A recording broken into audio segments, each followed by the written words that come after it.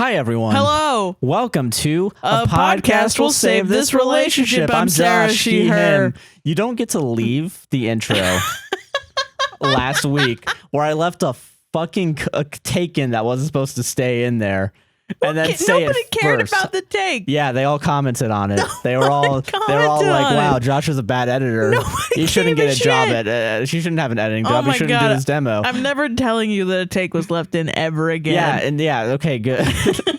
Do that. Oh my god. On today's episode of A Podcast Will Save This Relationship, we talked about Doja Cat, her Noah Schnapp controversy, which is fucking strange. Yeah, like Stranger Things. Stranger Things. Leia Michele not knowing how to read and also being fucking racist. I had no idea. Pretty racist. Yeah, pretty Good wild. God. We took some Reddit and listener stories. Yeah, the Reddit story about a lot of ableism this episode. Yeah, there's a lot of ableism. Trigger warning. There's a lot of trigger warnings in this one. Just a warning. Hella stuff. A lot of sexual assault, a lot of ableism. It's a big meaty package for you guys to listen to. It's a really fun episode. You fucking freaks. God. Jesus Christ. Well, I mean, like, sometimes this podcast ends up being a big package of everybody else's trauma for someone to listen to. This one's a little bit heavy on the trauma, so just a warning. But I will say the Reddit stories were kind of fun. The Reddit stories were fun. Yeah. But once we get those listener stories, oh boy, does it get serious. There were some good ones. There's some good updates too. Yeah. We dunked on Disney. You're not allowed to like Disney. No, don't do that. This is a joke, all right? Okay, this is a joke. Bit. We talk about it more, but yeah, it's a bit. Yeah. Is there anything else we talk about? Fuck. But yeah, if you guys like this episode, make sure to like, comment, subscribe, and hit the goddamn bell on YouTube. Follow us on Patreon. And buy me coffee. Yeah. Anyway, hope you guys enjoy the show. Yeah.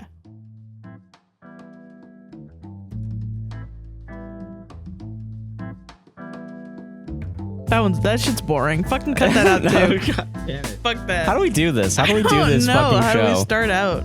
You would think after all these episodes, we'd get it figured out. And we say that almost every time. Yeah, no, we don't. Literally. I don't know how anyone does this. I don't know. I guess I'm just feeling a lot of personal things right now and like what I want to talk about off the top of my head. Yeah. To get into these fucking crazy stories about Doja Cat and yeah, what's the segue to Doja Cat? I don't know. I really don't know. Is it Stranger Things Holocaust? Why do you keep thinking about Stranger Things and the Holocaust? Because that's the thing that no one talks about. That people should talk about. I'm sorry. Why do you think people should talk about it? Because I think it's really fucked up and also hilarious that they're just building a haunted house in a fucking equivalent of a concentration camp. And that's funny because that's the power of media, because I don't fucking care about that. I'm like, call me anti-Semitic. I'm not, but like, it's weird because just pointing an anti-Semitic. Nobody is fucking talking about it. I don't fucking care about it. And you're the only person that talks about it. Yeah, I'm using my platform. I'm a special kind of white guy. Well, because I've not heard one single thing. I've heard more about the anti-blackness of Stranger Things than I have heard about this Holocaust thing. Yeah. That I'm like, is it even a big deal? How terrible is that? I get it. I don't know, but it's also, I think it's more of an issue of like desensitization in general. Of like, and also like control the media. You control everything. And Netflix is a media platform and they can control as much as they can. Yeah, for sure. Remember that time? There was a time when what is it? I know this from a John Oliver thing, like back in 2017, back when what is it? Netflix would sponsor like New York Times articles about like women in prison to get people hyped up for Orange is the New Black, or at least thinking about women in prison.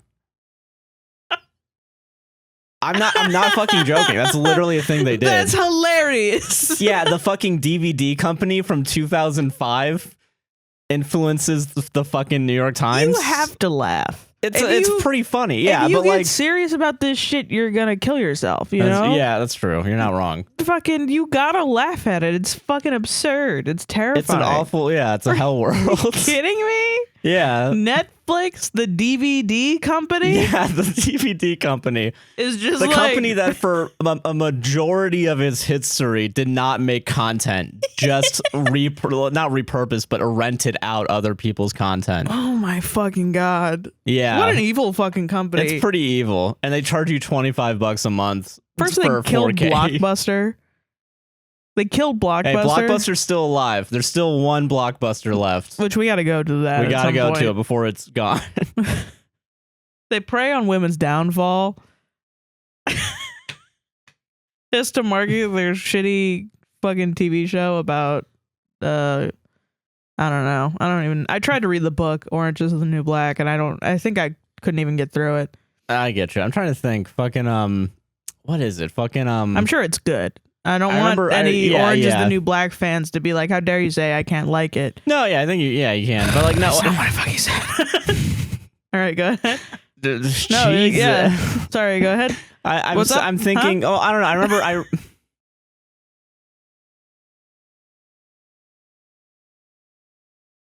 This is the last episode.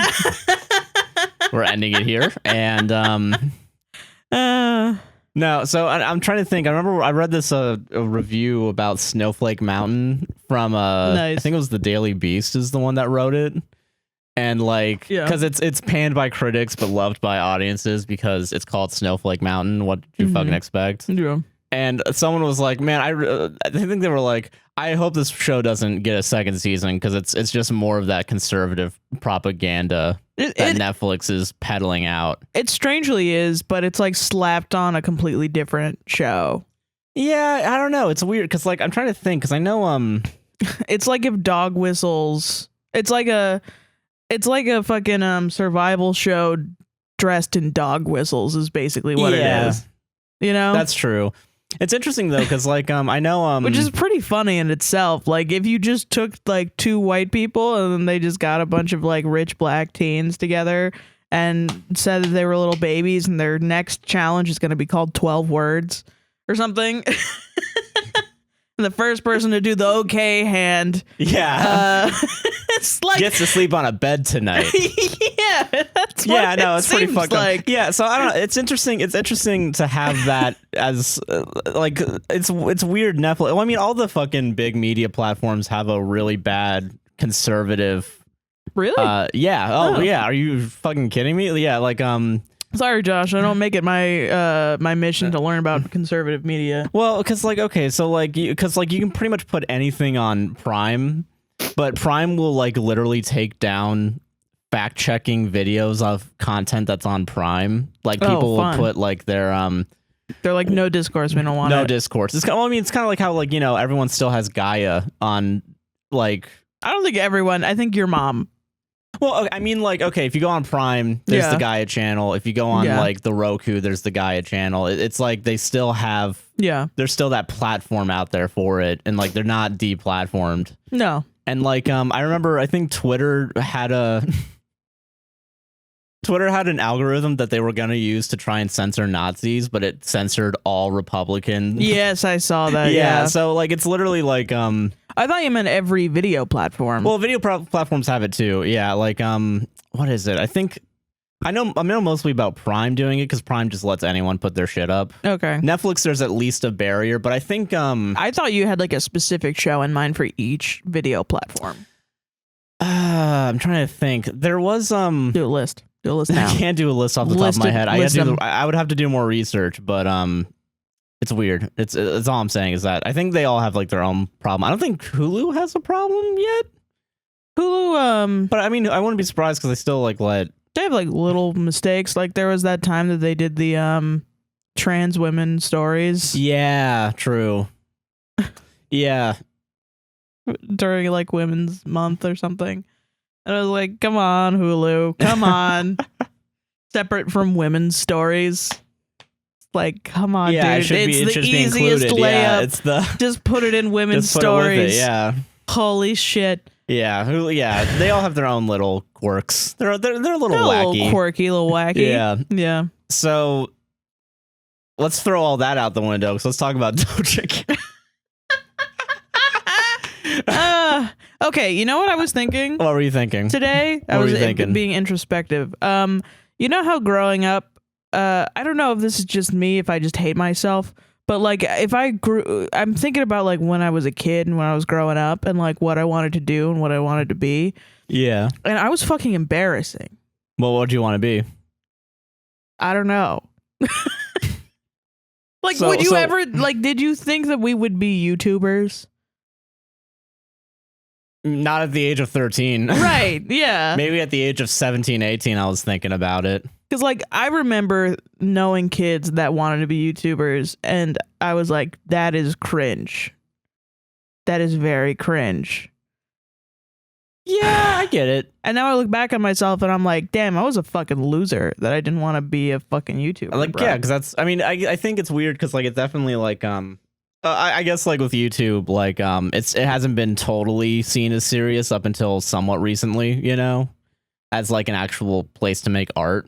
True, yeah, I get that. Which is weird because it's also become more commercialized in the same, like... Well, I mean, when I was 13, that was well past the time when people were making livings on YouTube. Like, that was past Phil DeFranco and... Yeah, because I know, 2011 is when YouTube started rolling out monetization, I think. So, yeah. So, yeah, I guess that's the time when it started becoming, like, that's the beginning of it, yeah. And then now we're here. Yeah. And now it makes more sense because, 2017, I was 17, wanted to be a YouTuber. Makes sense. I don't even know if it does make more sense. I think kids these days every kid wants to be a YouTuber and then they just don't. Or of some sort of, like, yeah. They go into law or something. Yeah. Like you do. Yeah. But, yeah, no, I get that. I totally understand that feeling. I don't know. It just feels weird. It was just like, really, that nerd? That nerd's going to grow up and people are going to like her?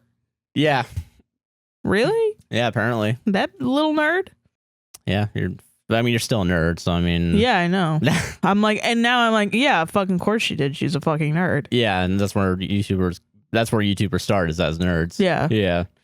But I get that. I get what you mean. I get that feeling of, like, not expecting this to be where we were. I don't know. I guess it's like, you expect, like... and this could kind of tie up into Doja Cat because, like, Doja Cat is seen as the famous female musician that doesn't act like she's famous. You know what I mean? Yeah. And I don't know. I guess I'm looking back on my childhood and I'm like, it doesn't seem like a famous childhood. Yeah, true. You know? Yeah, that's the beautiful thing of YouTube, right? Is like anyone could become. I mean, we're not famous, but like just making money off of YouTube is kind of crazy. Money. Yeah, that's true. I get that. We're famous. What are you talking about? Well, I mean, like, and I know multiple people that I grew up with that are making content on the internet today that like want it to be their main job. Yeah, and like multiple people, and I don't know. It's crazy to me. It almost feels like this was manufactured. Like we were now we all sit in our little houses and look into our ring lights and go into the fucking camera and we figure out and we want to kill ourselves. You know what I mean? Like that's we all do that at the same time and we don't talk to each other. No, never. No. We all stay inside. Okay, yes, but that inside was made like as like a, oh, this is my year-long breakdown. No, this is my 25-year-old fucking breakdown. This bitch. is episode 127 of your breakdown. Yes. Have you seen that gif of the smiley face emoji crying and laughing as it comes through and it's 3D and it like melts? And it looks like no, I haven't. That's what it looks like. No, I haven't seen that. It looks great. So I have a huge research document here by our intern Carly. Well, first you have to explain what happened. Well, we have to go in the past first. We have to, okay. There's this is stuff. Yeah, there's a lot of pretext. I guess this is just a timeline of what we're gonna talk. We're gonna talk about controversies with Doja Cat. Oh, just like all controversies with Doja Cat. I have 3 here. I think, yeah, I have 3 right here. Interesting. Okay. Yeah, okay, yeah. So I got, okay. For some reason, Google Docs is saying 4 because Google Docs is weird. Okay. So we all know Doja Cat. Doja Cat's a musician. Cat's beloved. Yeah, we love her. We stan her in this house. We might not after this. I kind of don't anymore. But we're going to go back to 2020. Okay. A day after my birthday, a day after George Floyd was murdered, this article was written. Racially motivated, then. If you're writing anything about a black person the day after George Floyd was murdered, and you let it go up, it's racially motivated. So yeah, well, fuck off. Well, this is ironically a racism controversy too. Oh, okay. Doja Cat denies stripping for white supremacists and using racist insults.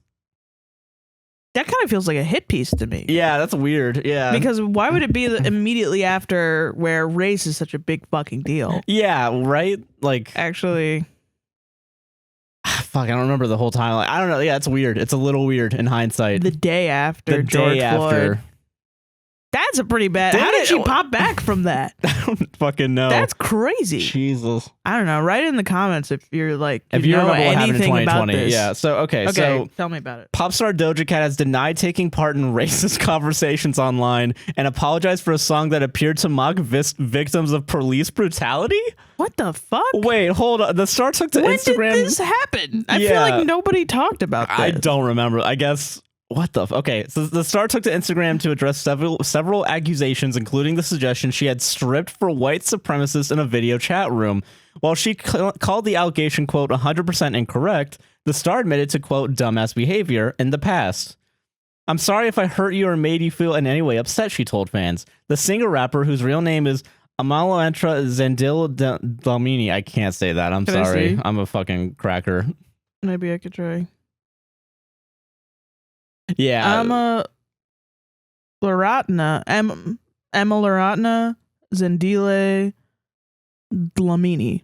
That was responding after the hashtag I don't know. Doja Cat is over party trended on Twitter over the weekend. The controversy was triggered by the emergence of an old song under the title Didn't Do Nuffin, a term used to disparage black victims of police brutality. Oh my god. What the fuck, bro? And people are getting, and we're canceling Doja Cat now because of this stupid shit. Stranger Things. Holy shit! What the fuck is going on with the world? Some people claim the lyrics referred to Sandra Bland, a black woman who died in police custody in Texas in 2015.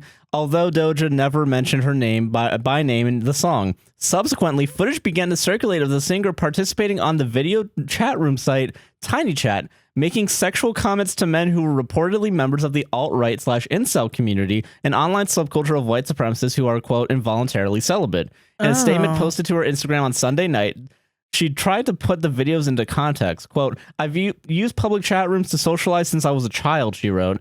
I shouldn't have been in on some of those chat room sites, but I personally have never been involved in any racist conversations. I'm sorry to everyone I offended. Never been involved in any racist conversations?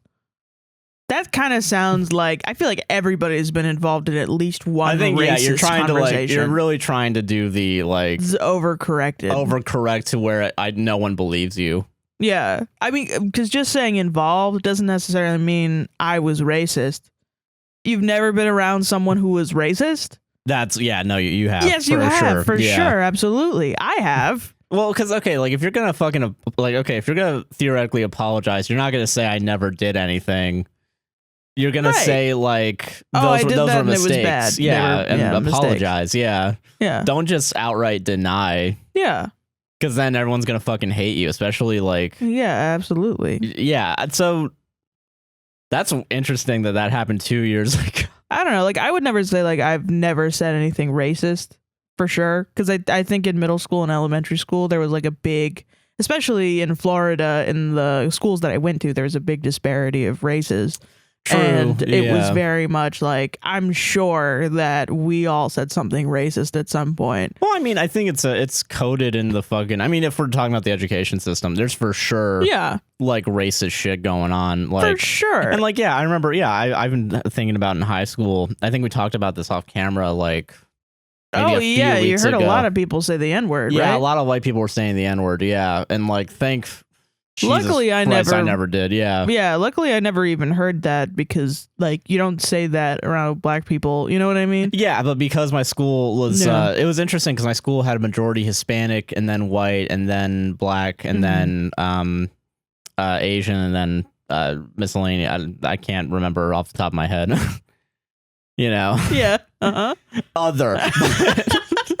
Okay. And it's just really driving hard in the fascist us versus them. But now fucking, you know, and like, you know, like, God. but like, Yeah. but my point is that there wasn't like, it was mostly Hispanic and white people at my school. Yeah, so it felt like the white Most people were thought they can get away with a lot more shit. saying the N-word, Especially which is during crazy a to pretty me. volatile time. I remember like on YouTube, fucking white people were just saying the N-word. Like thinking about like Shane Dawson doing blackface like all the time. For sure. Like, but you have to be transparent. Like, yeah, I did that. I definitely did that, and I apologize. That's what you have to say. Yeah. Yeah. I don't know. Fuck. I don't know. So yeah, so that's a weird apology. Yeah. That's an actual controversy. Yeah. Yeah, for sure. Which is so That's much funnier crazy, compared though. to. I've never heard of that one. Yeah, I guess I don't know. I wonder fucking. What the fuck? I mean, there were more important things going on May 2020. Yeah, I guess that's. So what I guess we that's all... why. Yeah, it made of like no one was focusing on it that much because there was a much larger. That's movement crazy starting. though that it got swept under the rug for the exact thing that it was. Yeah, controversial about, which is the allegations of being police brutality. Yeah, so interesting. I don't know when this article was, but yeah, that's the first Doja Cat controversy that I'm aware of in this document. Yeah. The second one is about her quitting music because of the fan reaction, which I remember vaguely. I think, was that this year or was that last year? I don't remember. Time is irrelevant. Time is irrelevant. Yeah, but quitting music. Doja Cat claims she's quitting music following a clash with fans. Quote, I don't give a fuck anymore. Oh, yeah. Okay, yeah. Doja Cat claims she's throwing in the towel on music following an online clash with fans who criticized the singer for not stopping to... Oh, by the way, I should be mentioning these articles. This one's written by Larisha Paul. The other one was written by Mark Savage, BBC. Thank you, guys. I should. That was the BBC? That was the fucking BBC. Holy fucking the Brits. shit. Those fucking Brits. So that wasn't some like tabloid. Oh my god. Yeah, I don't know where this one's from, but someone wrote this. Okay. I think I remember this one. Yeah. Doja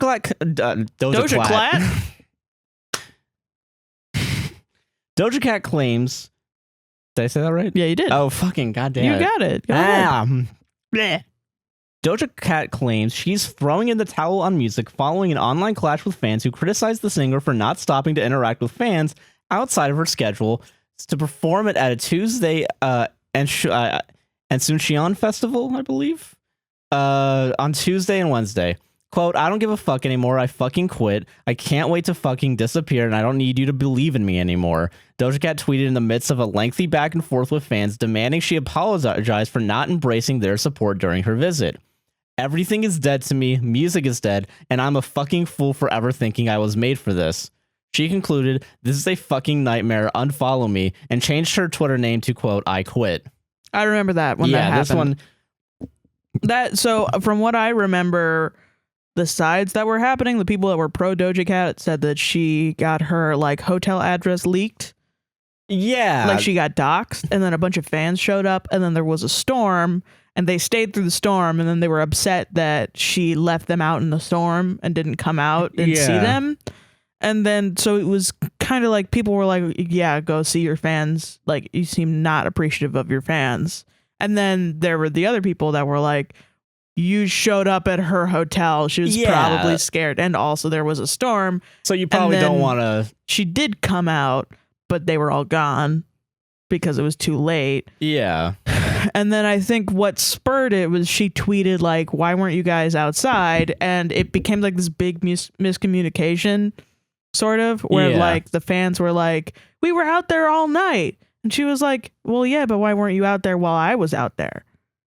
And it just was like a very strange, like weird parasocial, like you don't support me, I don't support you, blah, blah, blah. And I will say Doja Cat fans, I've noticed have gotten more parasocial. Like they really are like, oh my gosh, Doja Cat, your personality, she's so weird, LMAO, blah, blah, blah.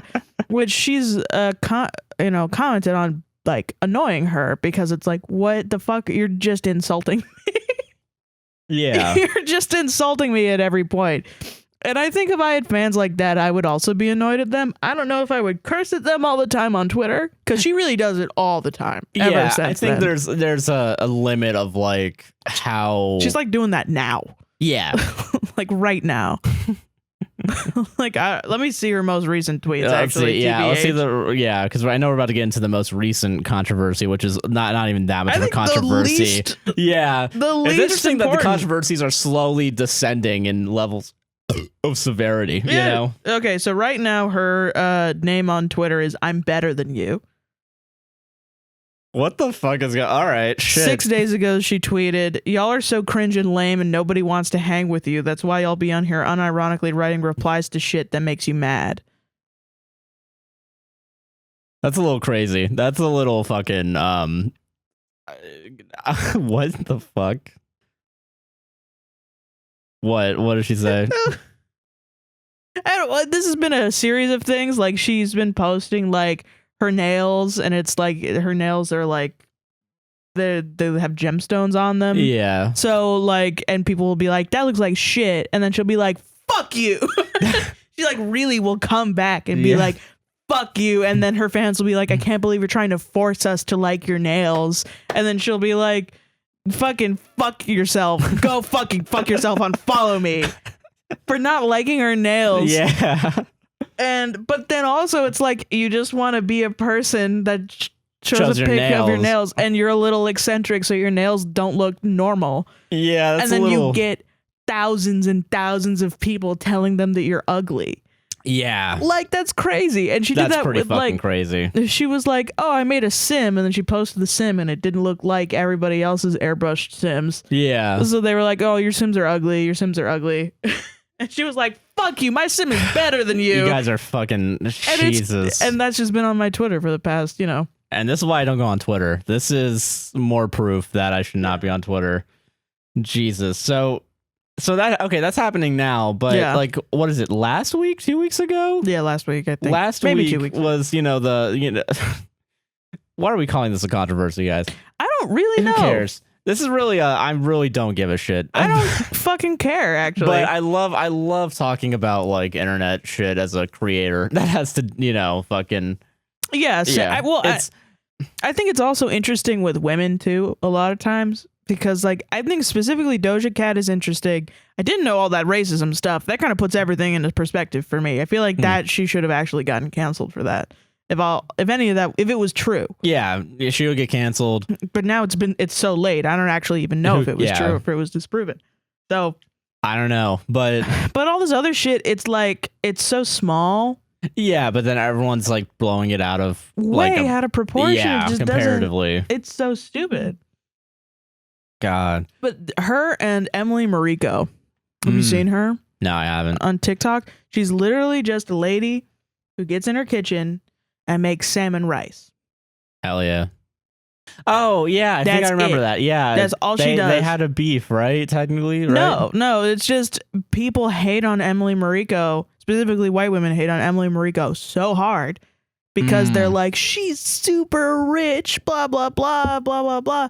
And I've actually seen like some people be like, no, you're just stupid and white. She's just Asian. But, she's praised for being this like lifestyle influencer that has this like extremely, not basic in a bad way. Yeah, but extremely clean aesthetic, you know? And she's getting married recently, and she posted a TikTok of her trying on dresses. And I saw TikToks of like white women being like, she's going to choose like the weirdest, ugliest dress. Wow, you guys are fucking crazy. Can you guys stop? Jesus. Like, shut the fuck up, guys. Let a woman wear a dress. Because they're like, because she has to be unique. And I'm like, it's her fucking wedding. It's her wedding. It's not a wedding. It's her wedding. It's just, I love the celebrities that like, I feel like don't do anything. Yeah.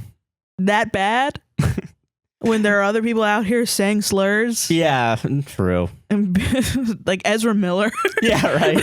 Like, I mean, people I don't think kidnapping. Yeah, fucking kidnapping people, kidnapping and grooming indigenous teenage girls, apparently, which was connected with Standing Rock.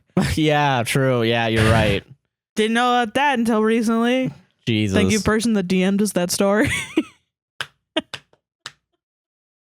One of these days we'll go through all the DMs you guys sent on Twitter. We thought it was a lot. Actually, it wasn't that many. It wasn't. Yeah, When there's we went 48 through. messages that we have not responded to. Yeah. But okay, so all right, so Noah Schnapp. Continue. Yeah, Noah Stranger Schnapp. Things, which was the original segue to all this. Will Byers. Yeah, Will Byers, little bowl Willie Byers. Little Willie Byers. Apparently is Doja Cat's only connection to Eddie from Stranger Things. Have you guys ever played How Many Degrees to Eddie from Stranger Things? Doja Cat's apparently 2. Do you think that the one slurification of Eddie from Stranger Things, you know what I mean? The tall, lanky guy to sweet cinnamon roll boy, this 30-year-old man. Yeah, playing an 19-year-old, 18-year-old. The Tumblrification of this character that had 14 minutes of screen time. Yeah. What's wrong? I didn't expect it watching the season and then getting on fucking Twitter. I did not expect everyone to love Eddie so much. Why? I get it. I don't know. I can get it. Okay. Well, I don't know. Okay, it is the Onceler effect, right? It's a tall, lanky boy that plays guitar and wears a cool green jacket. Yeah, I think that's a pretty cool green jacket. Eddie wears a fucking green jacket, right? No, I thought he wore black. I swear to God, he wore. Okay, I might be wrong. I might have just been. I thought you put that in because you wear a green jacket. No, my green jacket is a bit. It's not a bit. No, but yeah, I want to say like maybe I was just looking at leaves or something, but I could have sworn. I'm looking it up. Look oh it my up. God, he has a Funko Pop. Yeah, of course he Suck does. my whole ass. Yeah, of course he does. No, it's a fucking jean jacket, dude. It's a jean jacket? Why the fuck did I think it was green? I don't know why I thought it was black. The fucking jean jacket. Yeah, okay, he wears a green jacket. Oh, jean jacket. Jean jacket. Okay, yeah, he doesn't wear green at all. I don't know. Okay, so he wears denim on denim. Yeah, that's what I'd like. Is denim coming back? Yes. Do I have to buy denim? Yes, it's coming back. I saw this coming back in 2017 when I got a denim jacket that doesn't fit me anymore. But yeah, I feel like I've bought so many denim jackets and they're just somewhere. They're the trunk of your car or something. But okay, so it's a tall, lanky guy that plays guitar. People are gonna go fucking crazy over him. I know. I'm just like, are we not smarter than this? No. Like, you know that the actor is gonna he's gonna turn around and he's gonna have 4 kids in his basement, right? You know it. It's gonna happen. Well, Ed Helms doesn't, thank goodness. So I guess has Ed Helms ever gone through one slurification? Yeah, he's the guy that played the Onceler. Okay, no. That's not who everybody loves. Everybody doesn't love Ed Helms. They love the Onceler. Josh. Oh my God. I believe people are their characters, okay? And characters are their people. All right. So do you think 14-year-olds are running around like, oh my God, Ed Helms? I'm willing to bet there was a bump in Ed Helms' love. Absolutely. After the Onceler took off. Sure. And people were like, yo, I love Ed Helms in The Office, dude. But I don't be seeing porn of Ed Helms. I be seeing porn of the Onceler, bro. Guys, send us porn of Ed Helms. prove one of us very, very wrong. The worst fucking character from The Office. Okay, all right, fine. You're right on that. You're right. But my point. Okay, so everybody wants a manager that sings closing time at the end of the. Yeah, everyone wants that. That's translation for shut the fuck up, Sarah. Let me speak. Okay, so all right, it's once. Okay, so if we're talking about characters, a tall, lanky guy plays guitar. Has a redemption arc, kind of. I didn't even like his redemption. I feel like I didn't really like his character that much. I didn't hate him. I just thought it was meh. Yeah, because he didn't really have because he never did anything wrong, so there's nothing to redeem. Yeah. In fact, he was victimized the whole time. Yeah, he was a victim the whole time. But I think, okay, so people like the victim. I guess that's the difference here is that the Onceler has a redemption arc, and the victim has a savior arc, I guess, which are different things. But there's an arc where I don't know. I don't know, man. I guess I've played too much D&D, played too much guitar, done too many things that this character has done to like view him as awesome. Yeah, you know. But I think that's why he died by bat. He died by bat, which honestly, that actually sounds pretty stupid. It sounds pretty I was gonna say fucking cool, stupid. but okay. The man just ran into a bunch of bats. Okay, all right. Okay, how about this? Boring people think that's cool, and I'm gonna put myself in boring apparently because I thought that was cool. Yeah. Boring. Okay, it's. I thought it was boring. I don't know. If it's, I was just. Well, I mean, compared to the other deaths in the show, yeah, it is kind of boring. Pretty boring. He just bleeds out. The fucking white racist kid with the gun got his body cut in half. Disintegrated in half. But okay, so all right, it's fucking cool. Well, because I guess everyone loves a hero. I don't know. Is he a hero? Yeah, because he saved. Oh, I guess he called himself a hero. Yeah, that's you call your. Yeah, I don't. Okay, but okay, so you know how much all these other kids have fucking done through 4 seasons. I guess I'm just pissed off that he's a character that they just introduced in the 4th season and then just he died. Killed off. Yeah, because like obviously they're gonna kill him off. He just got introduced. He's not gonna come in the next season unless everybody's like he's a vampire now. Yeah. If he is, that's the stupidest fucking thing it's a little they've ever done. Yeah, that's ridiculous. That would be kind of dumb. I agree. So okay, I just don't get it, man. Listen, something connected Eddie. Something it hit a chord with a lot of people's hearts, and apparently I've Doja never Cat's heart. Been for that type really either, which is going to be a shame for all the boys that I've dated that are exactly like Eddie Munson. For them to hear. Okay, yeah. See, you've had actual experiences with Eddie Munson, and then everyone else has had because everyone else hasn't. Yeah, hasn't yet. So they think this is good. Doja Cat apparently hasn't had an Eddie Munson yet. Or so like you are, and then you become addicted to them. But I think it's like, to me, it's like the most boring thing you could ever get addicted to is fucking Eddie Munson's. I get it. You know what I mean? It's a nerdy not golden retriever, but nerdy tall guy that has long hair. I don't know. I really don't get it. He's gonna say the N-word in 40 years. Who gives set your standards higher? Set your standards higher, man. Come on. We're gonna find out later that the actor that plays Eddie for sure he's British. Are you kidding me? Have you seen him? Yeah, he's terrible. Okay, all right. So and the actor too isn't even hot. Like the actor himself looks like a fucking little rat. Okay, no, I think I'm gonna disagree there. There's that line in the sand. I'm gonna look it up again. I'm gonna say I think the actor. Well, okay, I think Eddie the character looks worse than the actor. I don't think long hair looks good on Eddie. I guess that's the other thing. I like long hair on men, but you have to have a specific face for it. I would not let this man eat my pussy. Kind of looks like a mix between Brendan Fraser and someone else, and I can't tell who the other guy is. A rat. Ezra Miller. He looks like a fucking grease ball, dude. I just can't imagine why people think that's hot. We gotta get past that hurdle somehow, Sarah, because Doja Cat thought he was hot. I get okay, fine. I'm just very disappointed in her. I guess as I'm just extremely disappointed. Yeah, I'm disappointed. It's straight woman behavior, man. Saying that you're, I don't know if Doja Cat is actually bi or if she's ever come out as that, but. Well, I mean, I don't know. I guess maybe I am expecting too much, but I'm also like, come on, dude. Come on. Okay, I understand that, but.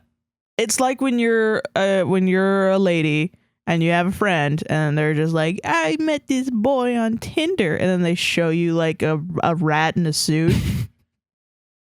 Everyone loves Stuart Little, Sarah. All right? You gotta give a little bit of credit, okay? Like if Stuart Little grew up, got tattoos, and slicked his hair back with like pizza grease, you know?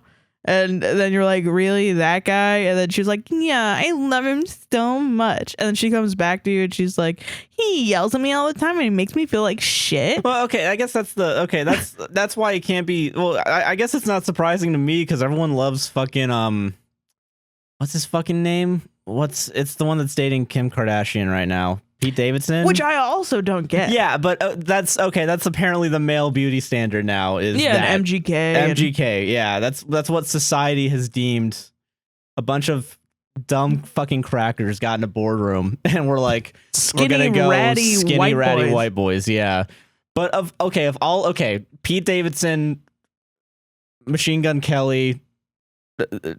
Joseph Quinn, that's his name, right? I don't fucking care. You put 3 of them in a room. Okay, yeah. Are you ready for the bar? Who gets the 2 bullets? Here's the bar. Yeah. MGK, Pete Davidson, Joseph Quinn. See, okay, that's what it is. But that's the thing. At least it's Joseph Quinn then, right? Okay, yeah, but ladies, my job is to say maybe the bar should be up here, bruh. Maybe you should raise your fucking standards a little bit. Oh my God.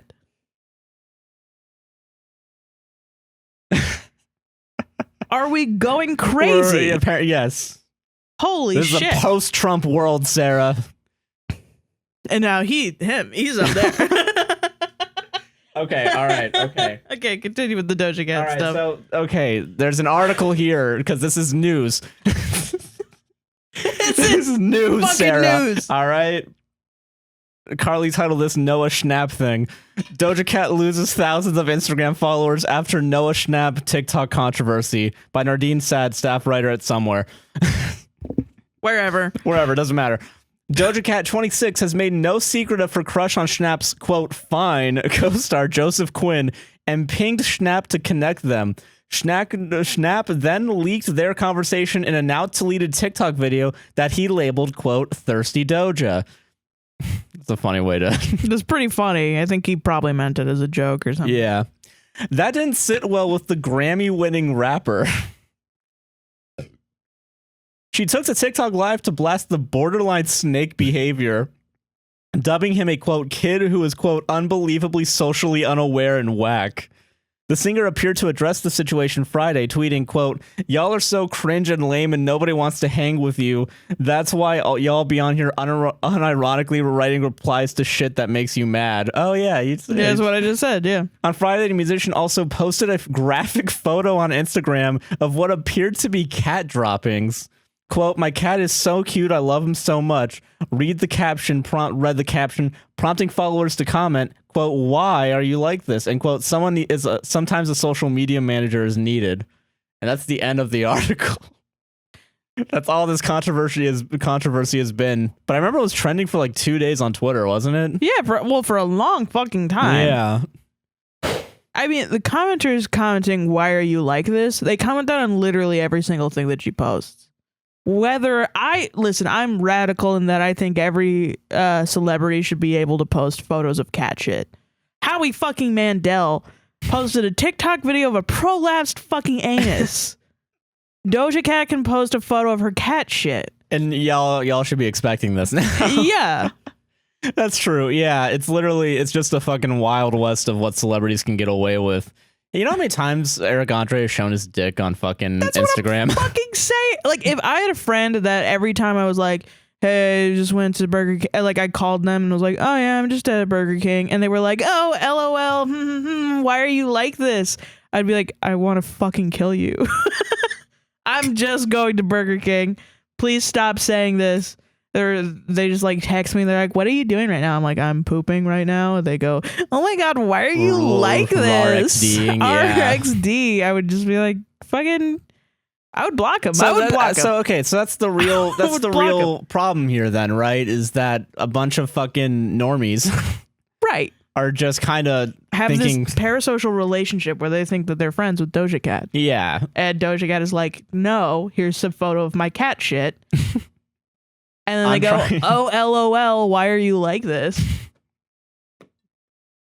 And then you have the other half saying you need a social media manager.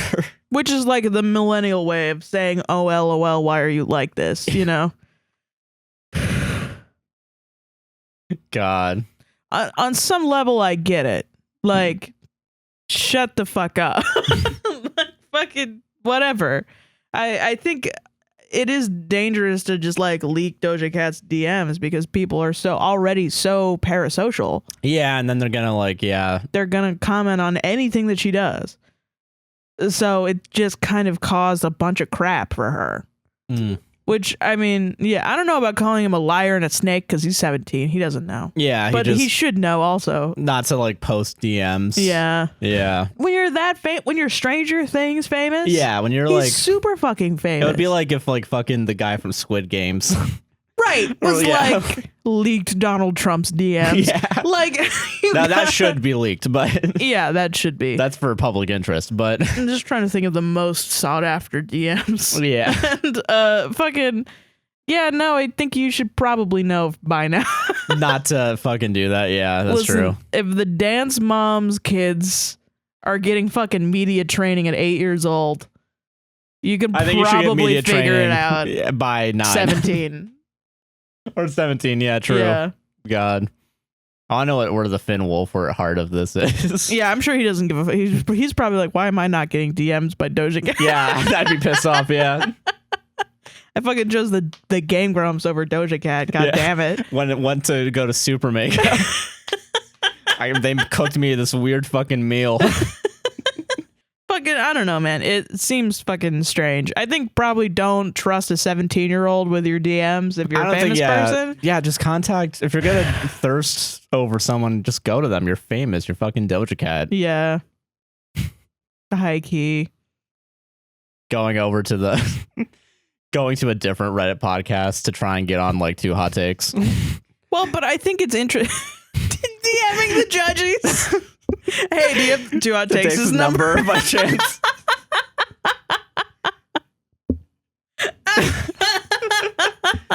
Well, that's okay. That's our equivalent, right? Like, yeah. I mean, yeah, but we're not Doja Cat. We're not Doja Cat. The judges would be Doja Cat in this example. Holy shit. We're not on anyone's level. Are you fucking kidding me? No, we're not. Man, really fucking funny. I'm really surprised that people really like phrased this as it was a 17-year-old. How can you imagine a 17-year-old like, you know, call him be mad at a 17-year-old for doing 17-year-old shit? And I was like, in the beginning, I was like, yeah, that's right, because I didn't know anything about the situation. And then I found it was fucking Will Byers.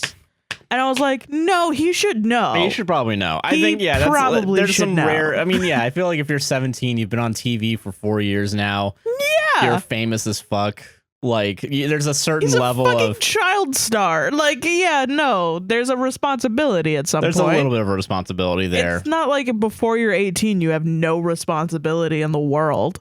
Yeah, you know, what? I mean, if it's a pretty common fact to not leak DMs, it's usually a shitty thing to do. Especially if you're like on the internet a lot. Yeah, because everyone will give shit to you no matter what, regardless of what DMs you leak, you know? Yeah. The only times DMs are like important to leak is when someone's outwardly lying or like they DM you like a slur, you know? Yeah, right.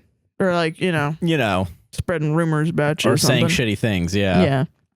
I don't know. It's just interesting to me because I really like I started out being anti Doja Cat and then I learned who it was and then I went back to be pro Doja Cat and then I learned who the guy was and I was then anti Doja Cat because I was like everyone's shitty here. Yeah. Yeah, definitely everyone's shitty here for sure. Especially Quinn. I have no horse in this race. I'm just tired of mediocre white men becoming the mediocre white guy of the month. You know what I mean? That's gonna be me one day, dude. I'm gonna be the mediocre white guy. Josh said mediocre. Yeah. I think of myself as Josh, lesser. you're advanced. You're perfect. All right? Don't let anybody fucking tell you that. Thank you. All right. Okay. Flavor of the month. It would just be really funny if it went from Joseph Quinn to Joshua Chinlund to... It's like if an ice cream shop was like flavor of the month, vanilla. And then the next one was like flavor of the month, vanilla. And then you're the flavor of the month. And they go, oh, flavor of the month, vanilla bean. Thank you. I 10 appreciate times it. better than vanilla. Yeah, but it's still not like fucking. It's not like it's not strawberry. You know? Do you want to be strawberry? No, I want to be vanilla because that's my fucking favorite. I know. I know it's your favorite. That's why I said it. That's why I'm mediocre. Gotcha. Jeff Winger, winner at law. Got Sarah to say I'm vanilla. I don't know what else to say other than that. It was the ghost of Leah Michele. That doesn't even make any sense. I don't even know.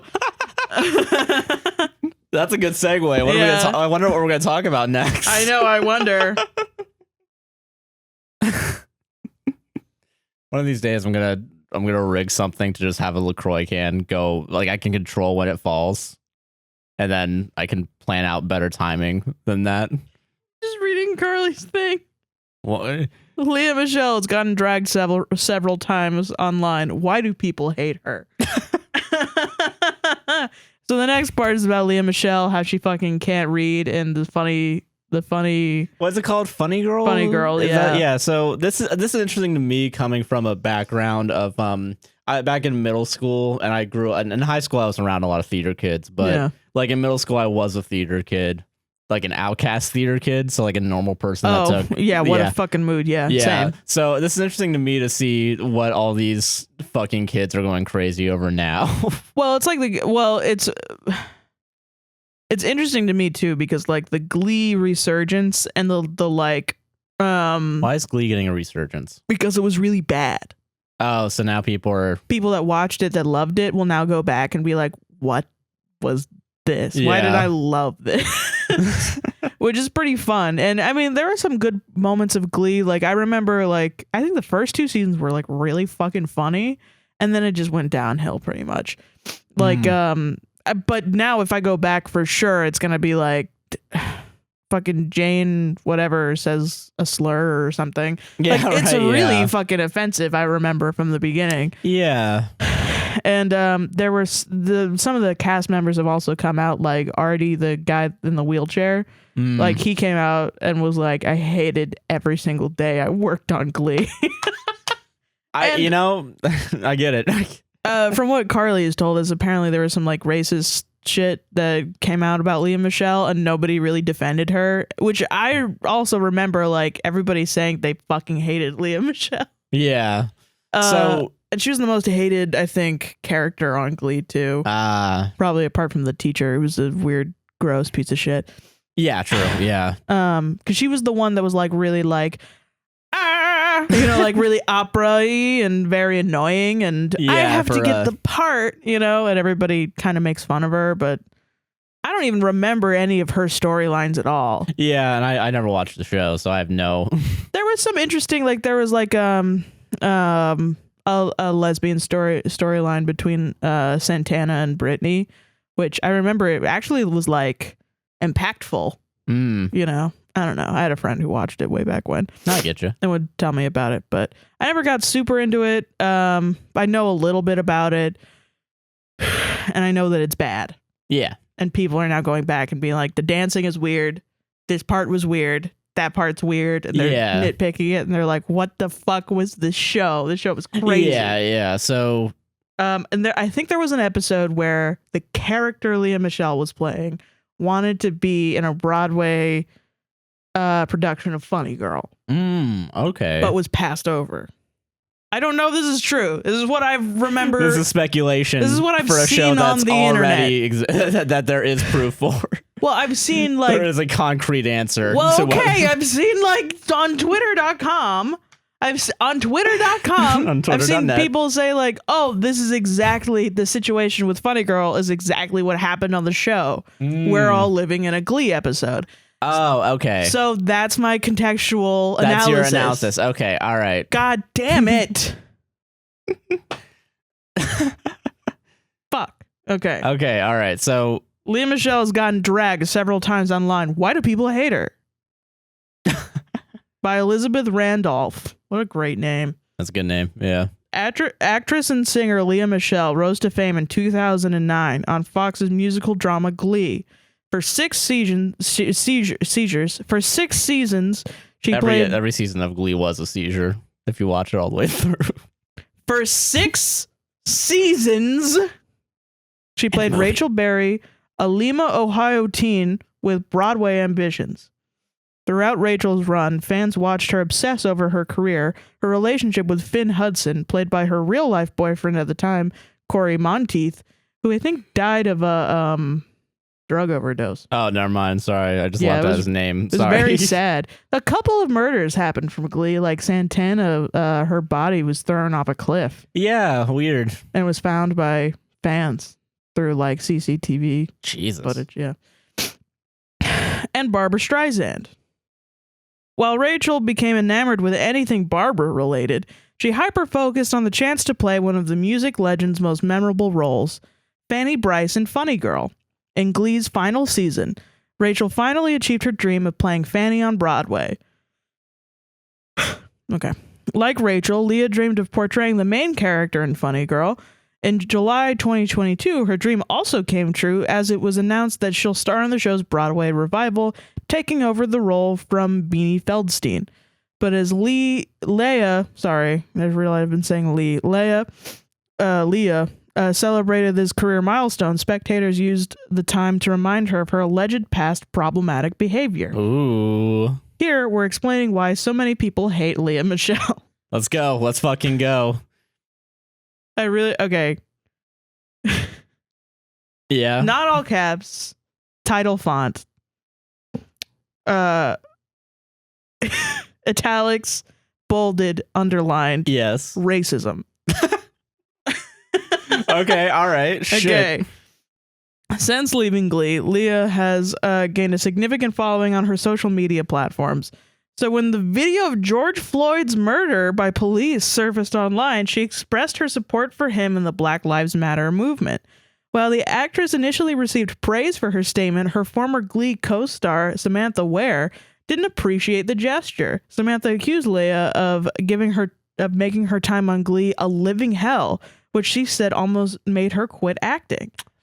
Oh, shit. Wow. According to Samantha, Lea made several traumatic microaggressions, including telling another castmate she wanted to shit in Samantha's wig. What the fuck? That's a little not great. Jesus. Not very good, Lea Michele. Yeah. Lea Michele. Actor Dabier, who guest starred in 2014, also added his 2 cents and said, "Girl, you wouldn't let me sit at the table with the other cast members because I didn't belong there. Fuck you, Lea." Ooh. Oh, shit. People really don't like her. I think. Yeah. Jesus. Following Samantha's claim, several more Glee actors accused Lea of referring to black background dancers as roaches. Lea eventually released a statement saying she never meant to offend anyone on Glee's set and apologized to her co-stars. No, I didn't mean to be offensive when I called you the scum of the earth. I didn't mean to offend you when I literally said the N-word to your face 20 times in a row. You can't call anyone, a human being, a roach and not be hateful. To be. Yeah, I don't know. You're obviously being an asshole at that point. However, for some, the damage was already done. Yeah, I could, yeah. Soon, I like the way this is written, soon plans to cancel Lea surfaced, and she lost multiple brand endorsements.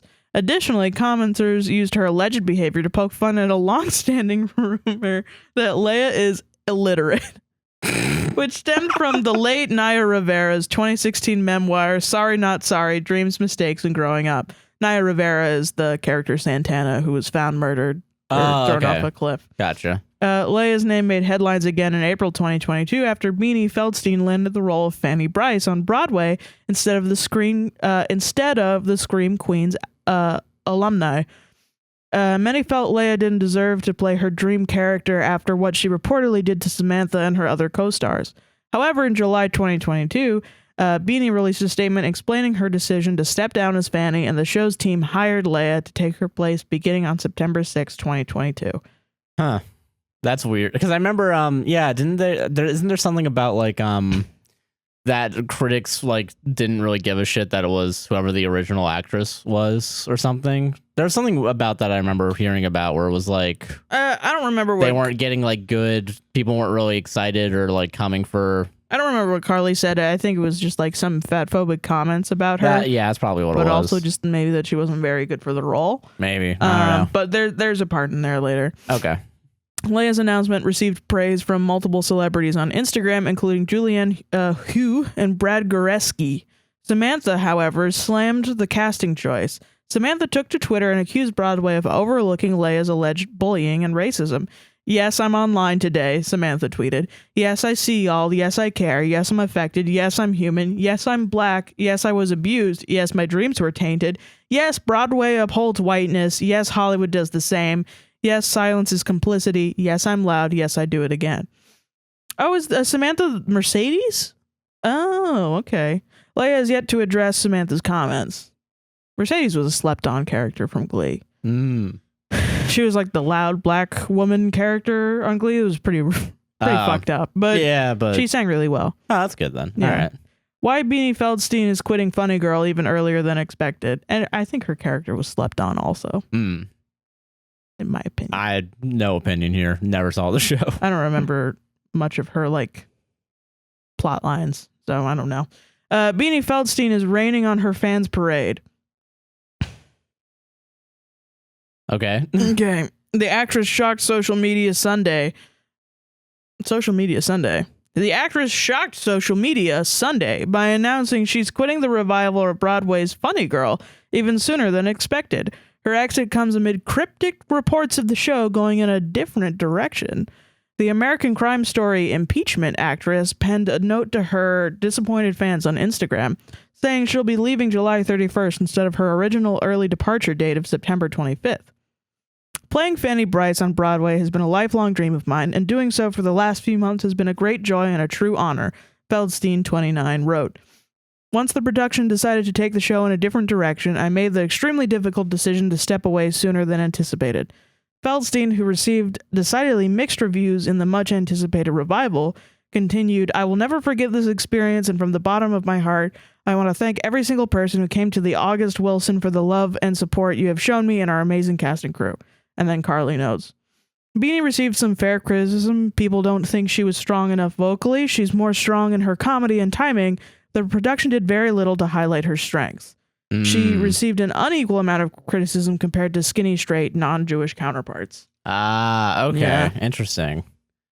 So damn, I didn't know Lea Michele was that fucking racist. Oh my god. Yeah, shit. That's weird. I feel like I remember some of this. Roaches? That's pretty, yeah.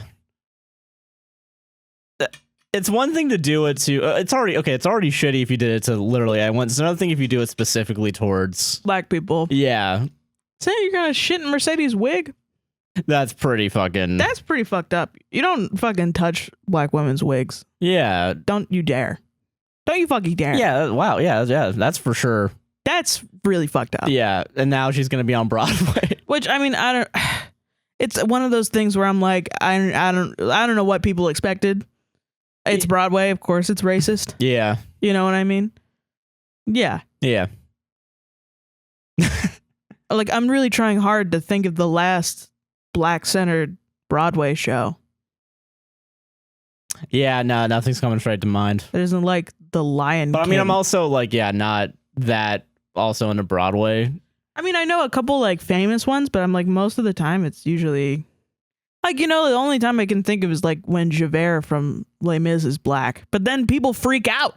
Yeah, people are like upset. Like, it's crazy. Well, I mean, yeah, because then you have the same thing that happens with like the fucking Lord of the Rings and Star Wars and shit. Yeah, where it's, you know, like you put one black character in your movie and then every racist gets on their fucking Twitter and like. It's an industry that's made to like, I don't know, to make people fucking. They want to kowtow to the masses. It doesn't matter if it's right or wrong. Yeah, I mean, if it's focused on money. Yeah. You have an $8 million budget, you better earn $8 million $1 back or you're never going to fucking work in this town again. Exactly, and that's not an excuse for it at all. It is fucked up. It's fucked up, yeah. And I'm glad that like, it's not... Samantha is talking about it, because honestly, it's really... I'm glad that Samantha is still on it in 2022. Yeah, because like, yeah, it's a fucking... awful. I mean, like, shit, man. Remember when I like, wouldn't have known at all. about it? Yeah, a lot of this shit. I just thought, oh, it's funny that people are pretending like Leah Michele is illiterate. Ha ha ha. I didn't know all this other crazy shit. That's crazy. Yeah. No, yeah. I mean, I don't know. I'm not too fucking... As someone who's been, like, even in my short fucking stints in the fucking film industry, it's also very not surprising. I think Like- also, like, you know, like the whole Bon Appetit thing. Yeah, like that type of shit where it's like... I just don't trust anybody anymore in media. Like, I assume everybody is racist behind the scenes now. TBH. Yeah. Because, I mean, I don't know if you found out, but, like, fucking every single person pretty much I'm Bon Appetit. was, like, Yeah. did some crazy shit. Yeah, you've told me about it. Like, who the fuck was her name? Holly? Mm-hmm. The white blonde lady?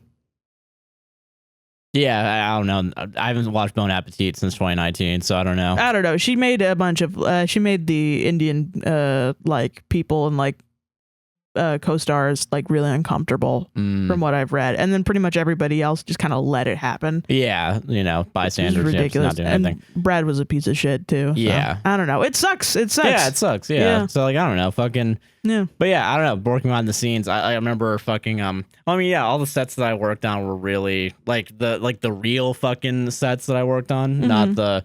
It's good that I mean, it's very male centric, very fucking white centric. It's really, I don't know. It's really fucking shitty. And it's very. It's crazy to me because like a set to me should feel like a workplace. You know what I mean? Yeah, it should, but like. No. People really don't be feeling like that, I guess. Don't feel like that, no. Because would you say that in an office? Would you say I'll shit in your wig in an office? No, of course not. Would you say that's the call people roaches in a fucking call center setting? No, I don't think so. Because I mean, the film industry really fucking inflates your ego. That's the real fucking like. Yeah. What happens is because like everyone thinks they're fucking better than everyone else. Everyone thinks that they should be the one in the director's chair. They should be the one. You know, fucking... That's crazy to me, you know? Yeah. I don't know. I don't get a fucking ego from this shit. I do. Okay. I don't know. I just feel like you're a cog in a machine. Yeah. Just like every other job I've ever fucking had. It's just, I'm here to do the little thing that I do, and then I go home. Well, but then you still have that, like, fucking, it's like a fucking pyramid scheme. That's what it is. Okay. Well, I mean, I don't know. Like, that's the thing is that it should feel like that. You're right. It should. But there is a hierarchy of. There's a hierarchy in a company.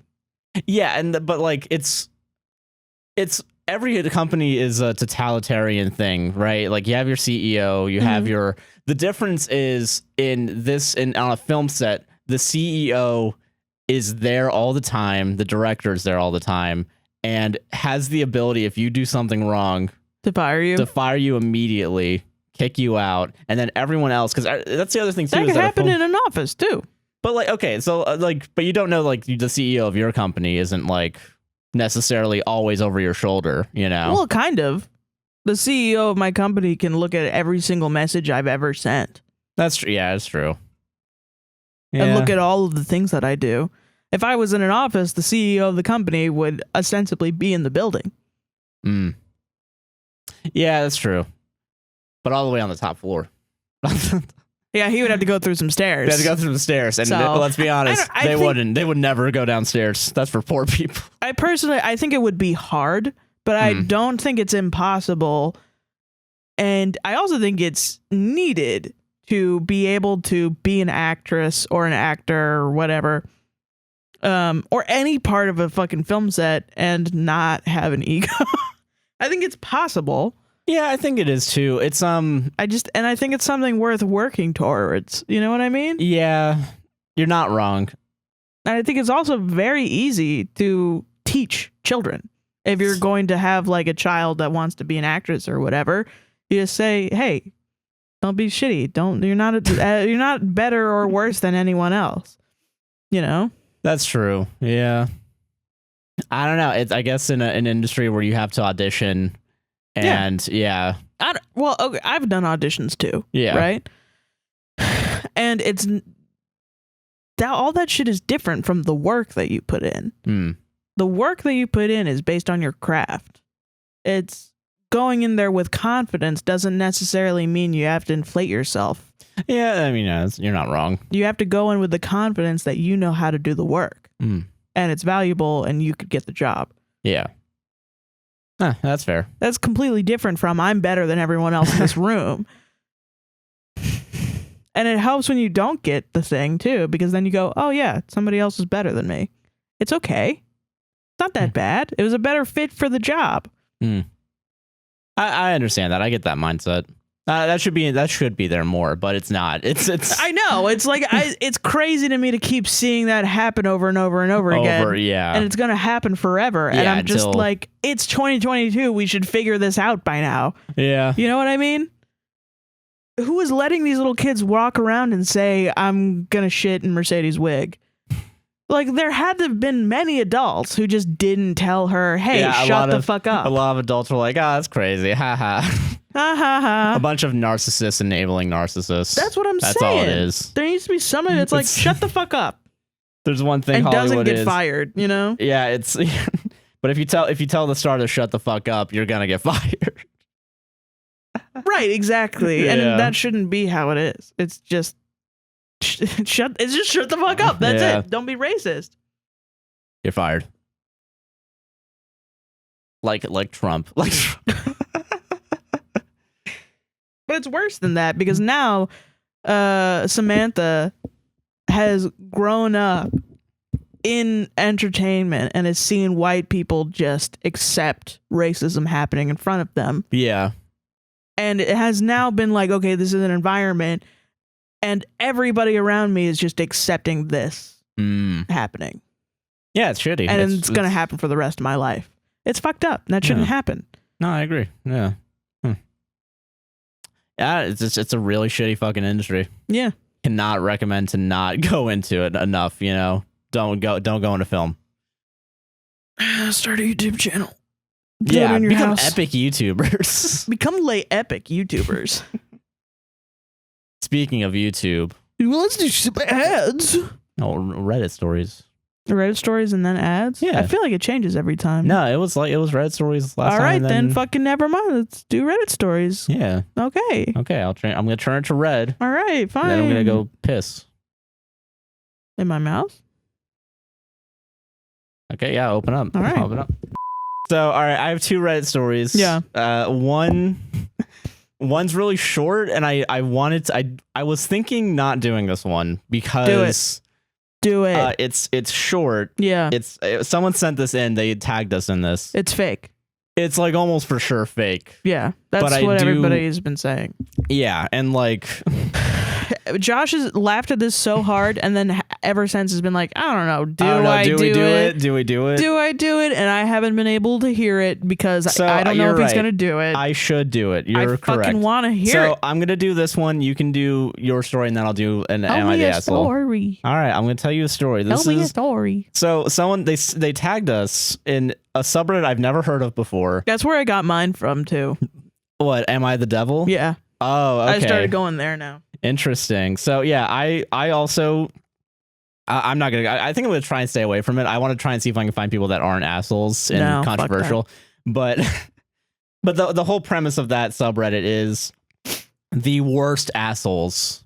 On Am I the Asshole? Being like, I don't know if I even did it wrong. Yeah. So, Sarah, how do you feel about age gaps? I mean, everybody, my parents were 20 years apart. My dad died when I was 19 of old age.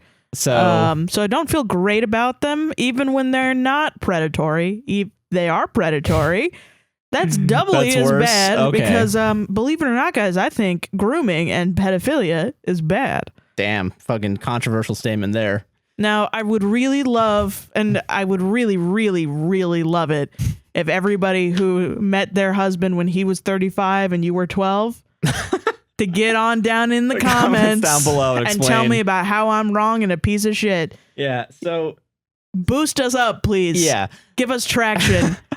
You fucking idiots. So, okay, so all right, so this is from Am I the Devil? Yeah. It's Please Be Fake is the title for this. Okay. And it's a cross post. Yeah. from a subreddit I've also never heard of Oh, called r/age gap okay. with the title, "It was worth it in the end." And it won't let me read it. What? No, okay, I got it. Okay. Okay. It was worth it in the end. Okay. I can't tell. Is this another person posting this story from somewhere else? Yeah, this is okay. So this is Am I the Devil? But they cross-posted this because this is one of the worst things I've ever read. But the OP posted it to Age Gap with the title. It was worth it in the end. Oh, okay. God. R/age gaps. It was worth it in the end. Okay. Period. Okay. My son had made a new friend, parentheses, let's call him Dustin, in his senior year of high school. He was a new student that moved to our town. He was 18 already due to being held back for a year. Is this what I think it is? He was a sweet boy who I clicked with the moment I met him. Oh my fucking God, dude. This is, oh wow. One time my son got drunk at a party and couldn't find his phone. So he gave my number to Dustin to call me and tell me he's going to drop my son off. He started texting me. I started texting back. He would invite me to stuff without my son. My son's father passed when he was 3 years old. I was only 20 at that time. This was the first time someone made me feel so special in a while. We sort of became official when my son was visiting his grandparents for a week. He took me out for dinner and I slept with him on the same day. We promised not to expose our relationship to our son for now. So we had to pursue our relationship in a sneaky manner. I had to lie to my son that I was being held back at work whenever he asked why I was coming home late. I even skipped out having dinner with my son to be with Dustin. My son found out because he saw a text from Dustin on my phone. He told me about it when I came back from work. He packed his stuff and moved with his grandparents. Yeah. I haven't had a proper relationship with my son since. Yes. Nearly everyone distanced themselves from me, including my parents. But I'm happy with Dustin for 2 years. Including your own parents? Apparently. I found out I was pregnant 4 weeks ago. It seems our adventure has just begun. Oh no, honey. Is that it? That's the end. Okay, so I want to tell you why I don't think this is fake. Okay, why don't you think this is fake? I knew someone at my job who literally had this happen to him. Really? With his dad. It was in college, so it wasn't that bad. Okay, good. But still, it's pretty bad. Yeah, but like, yeah, it's not. He was, I mean, it kind of goes into the update that we have, which is the Disney shit. Yeah. He was a Disney college program kid. Oh, yeah. And then met a bunch of other people in the Disney college program. One of them, which was this girl, and they would hang out together and blah, blah, blah. I don't think he had any sort of relationship with this girl, this person. But his dad, who's a raging narc, for sure, showed up and like invited himself over to like him and all of his friends hanging out and basically like tried to be like one of them and then ended up marrying her. Jesus Christ. That's insane, dude. Yeah, and they're still married. And that guy, I mean, I knew him. I think he opened up to me because I was telling him about the issues I have with my mom. And he was like, I get it. My parents are crazy. And he told me this whole story. And yeah, he was like, yeah, I don't see my dad anymore, pretty much. Like, I don't even contact him anymore. The last time I contacted him, I have to see her. Yeah, and that's not a great... Jesus Christ, dude. That shit really fucking happens. It's insanity. That's interesting because, yeah, fucking, I don't think, I guess I don't want to believe it because it's such a fucking... Yeah. And I think that's what's going on here because everyone's calling it like Wattpad fucking article, right? Right. But well, like, I guess, yeah, it could be real. It could very easily be real. Yeah.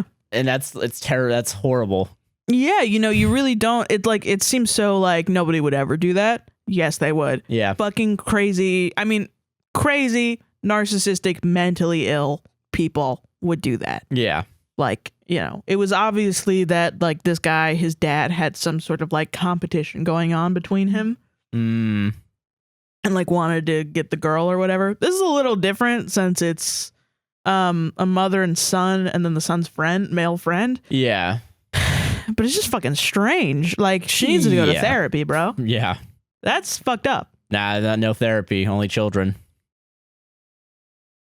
Gross. That was gross what you said.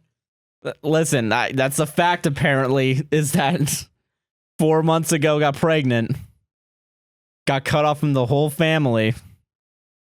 But yeah, no, tell me how you're happy with you and your 50-year-old husband's gonna die in 40 years. Thank you to the listener that sent us that story. Thanks so much. Thanks a lot for that. I have a fun one. Don't worry for Am I the Asshole. I got to find it, though, because apparently Twitter decided to tell me to go fuck myself and didn't send it to me. So, yay! Isn't Twitter a fun place? See, this is why I do my shit all through email now. See, I thought I was going to do it through email, but I was like, nah, I've done it through Twitter before. Oh, it was removed. Are you serious? Ugh. What is going on? Oh, wait, no. Oh, thank God. This is why it. I love Am I the Devil. They post the story in case it gets removed. Okay, good. All right. Okay, Jesus. this is called Am I the Asshole for Staring at a Deaf Couple? Trigger warning. Pretty intense ableism. All right. I can't fucking wait. Oh, Jesus Christ. Already with a title like that, why'd you write this? Yeah, dude. I went to a museum by myself the other day, and in the cafe, I sat at a table directly across from a deaf couple. They were signing to each other, and I was fascinated, so I watched them. Just staring at... Jesus Christ. I didn't realize how much I was staring until the woman moved to another seat so her back was facing me. That's fucking pog, though, actually. Fucking... Making someone so uncomfortable that they have to move. Actually, like, having the fucking balls to actually switch seats, because, like, yeah. Like, just doing that. Yeah. Like, fuck, man. Yeah. I was embarrassed. You were embarrassed. I was embarrassed, so I looked away, but I kept stealing glances. Why? You already made them uncomfortable. I think sign language is really cool, and I would love to learn one day.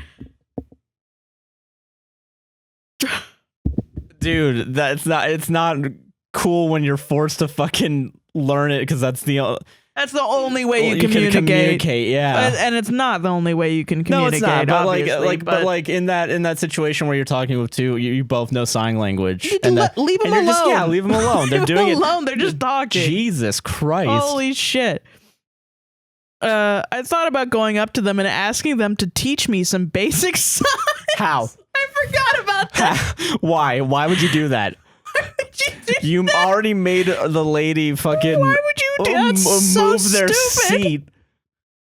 And then you're gonna go up there with like a little notepad and can be you like, "Can you for teach me, please?" Like fucking ooh-wooing, just like. But the man kept giving me angry looks. Then he snapped at me. "What are you looking at?" He could talk really well for a deaf person. Wow. That's so fucked up. This is horrible. That really this person is the devil. Jesus. Yeah, it is. I said nothing and looked away. Soon they got up to leave, and he walked up to my table and said really loudly, "We may be freaks, but we're not zoo animals. Stop staring." Fucking get it, man. Fucking get him. Yeah, actually. I was so humiliated that I started crying. Yeah, it's about me. It's about how I was crying. Oh my god. Now that guy has to go home and be like, "Man, I made somebody cry today." Don't feel bad. Don't feel bad for making someone cry. Fuck this shit. person. Fuck Person that fucking guy. sucks. Holy shit. Admitting to the internet that you wanted to walk up to them. And somehow expecting people to not call you the asshole. Yeah. I didn't mean to make them uncomfortable. I told my best friend about this, and she said I was a jerk for staring. Am I the asshole? Yeah. What are you talking about? Yeah, of course. Oh my god. Yeah, no shit, you're the asshole. Yeah, I don't even know, like, the comments on this are all obvious. It's like... Yeah, because I'm willing to bet on, like, what is it? Am I the devil? It's all a bunch of people that are like, yeah, obviously, devil. Yeah, of course. So... Yeah, like, no shit, Sherlock. Like, yeah, dude. What are you talking about? Yeah, it's so stupid. I can't imagine walking up to a blind person while they're walking with their cane, and then can I grab your cane real quick. That's and I bet people do that. It's fucking crazy to me. Yeah, like Jesus. Treat them like They're people. They're yeah. normal people, What dude. the fuck, man? Oh my god. And don't like fetishize. He spoke really well for a deaf person. Why throw that in there? That's Yeah. so weird. That's Why- fucking strange. I don't know. I hate that. Why? That's also a weird. Maybe he's not also like. Maybe only one of them is deaf, and the only way they can communicate Is through, or the preferred way of communication is through signs. Yeah. Yeah, it's very possible. There's a lot of different it's weird to me that you're just assuming that both of them. There are hearing people born into deaf families that do learn sign language because it's much easier to communicate through sign and translate, especially if you're like out and about. Yeah, and you just want to quicker and more accurate than like reading lips and stuff. Exactly. Yeah. If you want to have a more concise language, yeah, that's how you would fucking do it. It's not meant for it to be a fucking show, like you're at a carnival, like. And listen, like most people should learn sign language, even if you don't know a deaf person. It is good. I think it's It's it's fucking hard to be out and about, and there's like fucking loud music, people especially wearing masks if they can't tell like what you're saying or anything, and that you don't know how to sign, so then they don't understand what's going on. You have to write shit down. It becomes very like bothersome. So like it definitely learn sign language, but don't go up to a deaf person, expect them to teach you. Yeah, that's so fucked up. It's not their burden to teach you. Go and learn online. You have the internet. Yeah, you have to pay for somehow stuff you got like onto that. reddit.com. I think you can probably look up how to learn sign language. Yeah, if you can go on the internet and ask people to absolve you of your assholery, you can probably learn a new fucking can probably language. Figure it out. Any language. Any. Jesus. And like sign language is cool, yeah, and it's cool to see, but it's also like holy shit. It's a utility, for deaf people. It's a language, man. It's a language, yeah. Are you fetishizing people? Do you look at like a French couple? I was gonna say French, yeah. You look at a French couple and just go like, I wonder they said if they'll croissant. I wonder if they'll teach me French. No, it's fucking weird, bro. Stop being a fucking little weirdo, dog. You see a French couple, you walk up to them with a striped shirt and a baguette. And be like, teach me. Does this person look like a mime too, John? Yeah, they wear a beret and they have a thin pencil mustache. Mm-hmm. Yeah. They're fucking, they go, my God. Yeah. Censor that. Got that. But no, fucking yeah, Jesus. Holy shit, bro. I don't know. What the fuck, dude? It is possible. Somebody said they might be very young, but it's also like, come on. I don't know. You know enough about Reddit. I think you are at least in your teens. If you're actually, the thing about me is like, if you're actually interested in the deaf community and like learning about the deaf community, you would know like pretty much first thing all of the struggles the deaf community goes through. And how it's pretty inconsiderate to treat them like they're zoo animals, for sure. Just fucking staring at them, just like, wow, what are they doing? What are they saying to each other? Whoa. God. Like, watch one fucking... for my deaf culture class in college, I had to watch a movie about a deaf teen poet. And it was very interesting to see, like, the differences in how like they do have to communicate, and some of them would rather like learn subtitles, and some other people would rather learn like, you know, reading lips is better for them, and some people think that everybody should learn sign language, and some people think that only deaf people should know sign language. I don't know many people know that. I don't know that, yeah. It feels like a culture within them where, you know, it's like they're just people. Yeah, there's people that have a fucking different, that have an entire culture and community. Don't just sit there and treat them like they're otters swimming in a fucking lake. Yeah, like, exactly. Like, ooh, you look at them. Jesus, yeah, what an asshole. Yeah, like if you actually cared, you wouldn't have done any. You wouldn't have done that. Yeah, you would have just eaten your food and go back to the museum that you're supposed to be. Yeah, like that's fucking crazy. Yeah, I think also for me, it not looking at the Mona Lisa, but looking at deaf people do sign language. I wonder if this is like a teenager that's like, I'm an artsy teen. I go to the museum and I learn sign language. Like, fucking and it's like you're actually harming the Yeah, communities that you want to uphold. So hilarious. silly. Jesus, what a dick. This silly little ableist, man. Fuck, dude. Spoke really well for a deaf person. Shut the fuck up, bitch. Whoa. Oh my God. I was really impressed. Okay. All right. All right, so I got a good title here. Uh-huh. I got good Am I the Asshole here. Okay, nice. Actually, I didn't read this all the way through. Oh, good. So we don't know, actually. Well, it's popular. All right, 11. It was 4,000 upvotes 2 hours ago. It's now at 11,000. Damn, it is popular. I've given up on looking at controversial ones. Okay, fuck that. Fuck it, guys. They do get to be too sad Sometimes. Yeah. So I wanted to give it a shot. You know, let's see. Let's have a fun title. Do it. What's the title? So, am I the asshole for ruining my brother's marriage because his wife left me at the pool? I forgot that was the title. That's funny. This whole situation is so bizarre that I still can't really process it. It still doesn't feel real, but I feel scared and guilty. I, 19 female, had surgery a couple days ago to get all 4 of my wisdom teeth out, and because I have a really bad fear of dentists, they had to drug me pretty hard to do the removal. Not like laughing gas that wears off really fast, but actual IV medicine, so I was pretty much unconscious during the whole thing. Wow. They told me to have a, quote, responsible adult drive me to the appointment and back because the meds they gave me would make it dangerous to drive. My mom was on a work trip and couldn't take me, so I asked my sister-in-law, Britt, 24, not her real name, if she could do it, and so the whole thing would only take an hour or 2. Oh. I even offered gas money because the dental office is about 45 minutes away. That is pretty far. I would have asked my brother, but he works during the day while Bree is a stay-at-home mom to their 2-year-old, who I think was at Bree's mom's house that day. Bree agreed to take me to my appointment, and the surgery went fine. Bree waited in the lobby for me to be done. When I came out of the anesthesia, I was very disoriented and nauseous, which I guess is normal.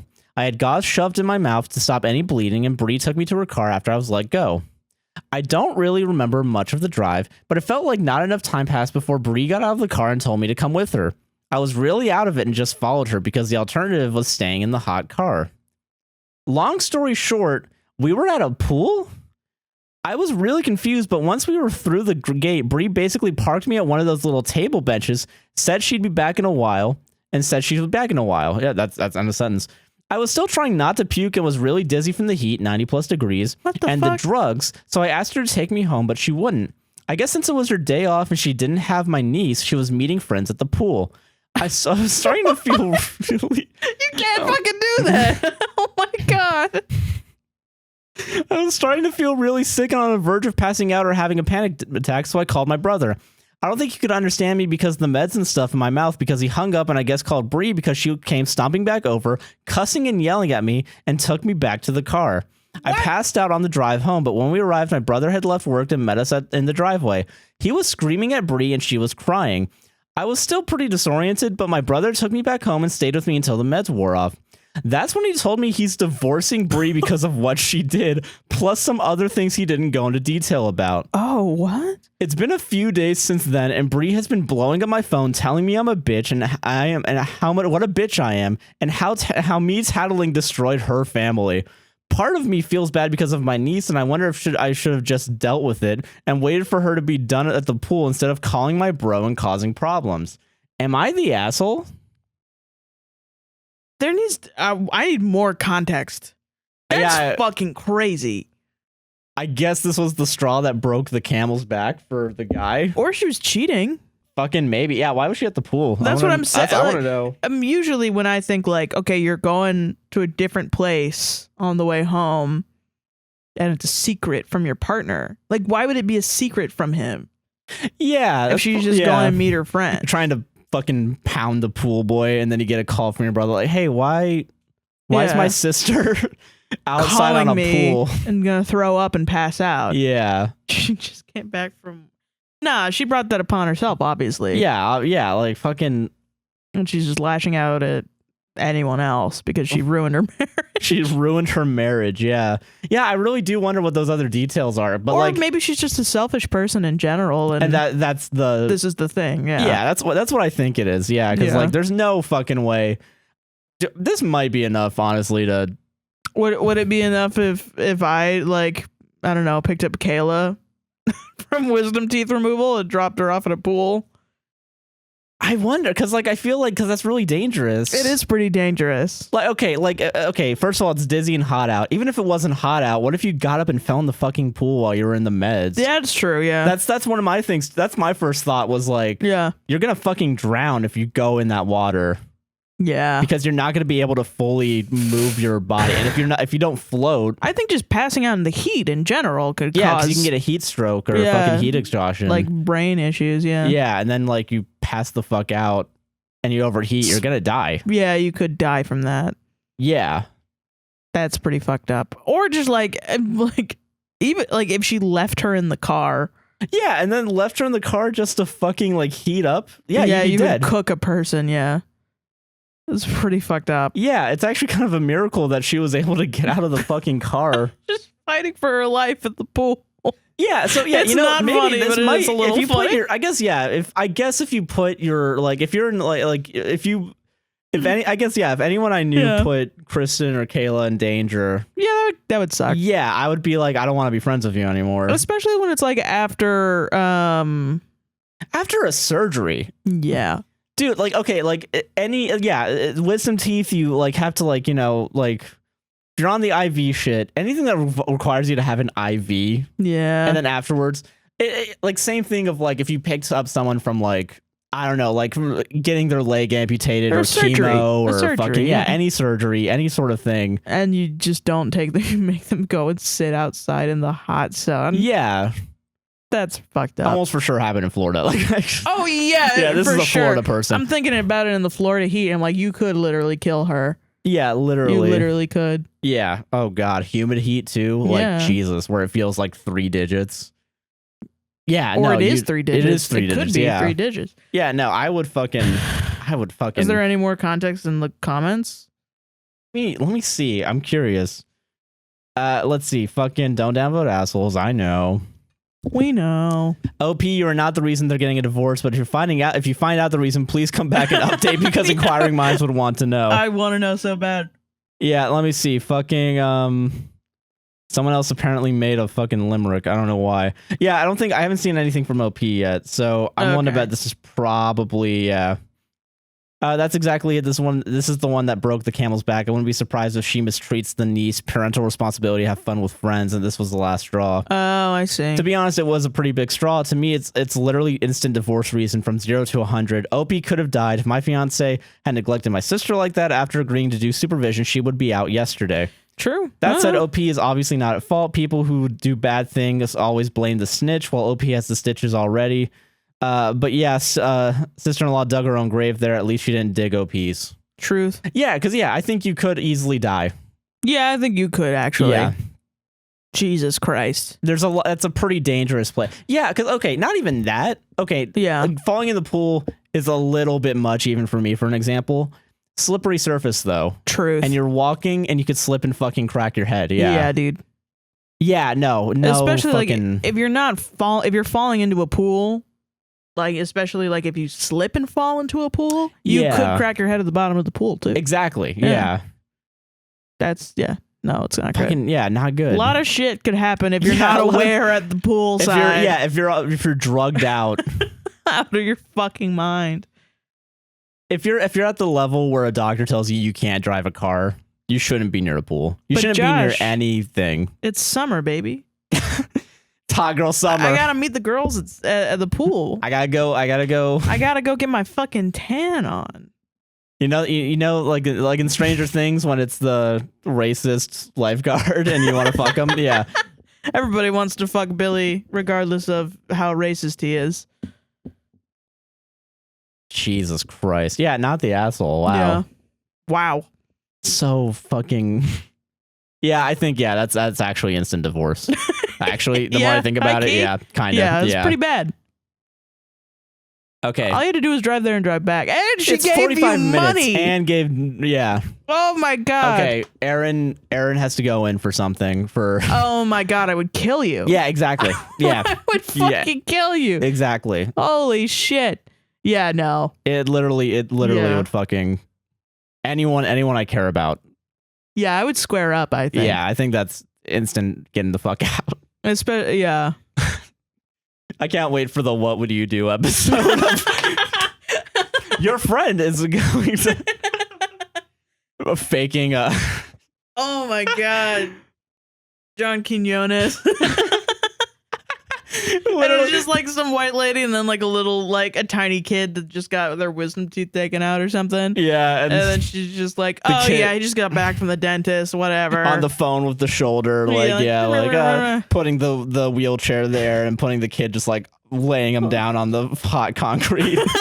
Then, looking at all the different white ladies like turn their heads towards each other like, what do we do? And then just immediately like, so yeah, you know, and then the tanning like mirrors. Yeah, you know, yeah, just dropped off the little snot. You know how it is. And then, like, turning the tanning mirrors toward the kid to try to get him a tan. You get a magnifying glass and put it right on the kid's forehead. Him on fire. Yeah. It's so What would funny. you do? What would you do? If you found out that was your significant other. Silly. What would you do? I would go to ads. Welcome to the ad break. Hi. Hey, are you enjoying this podcast so far? Are you? Well, you better fucking like, comment, and subscribe, baby, and hit the goddamn bell. And the bell will do that sound that I just did. Like, yeah, it'll go blah, blah, blah, blah, blah. Yeah. If it doesn't, DM us. Yeah. Leave a comment down below. Leave a comment down below if it doesn't do the sound. It should do it. We programmed that in. We did. Yeah, we snuck paid into YouTube extra for the sound. They get an extra 5% of our ad revenue. It's kind of like Build-A-Bear. Or an extra 2 cents. It's kind of like Build-A-Bear workshop. Yeah.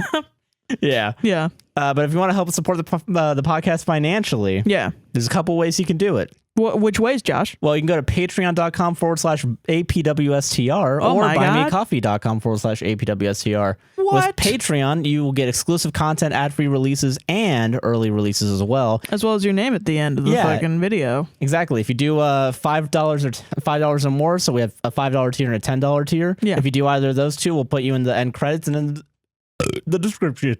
I just puked. You did? A little bit. Really?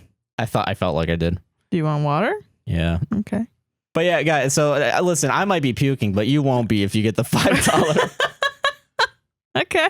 And if you don't want any of that exclusive content or ad-free stuff and you just want to support with a one-time donation, there's buymeacoffee.com and you can do /APWSTR. Of course. And what is it? We'll read whatever you have to say on air. As long as it's not racist or homophobic or bad. Yeah. And in general, transphobic. You can do as many coffees as you want. There's $3 a coffee. Yeah, don't say anything bad.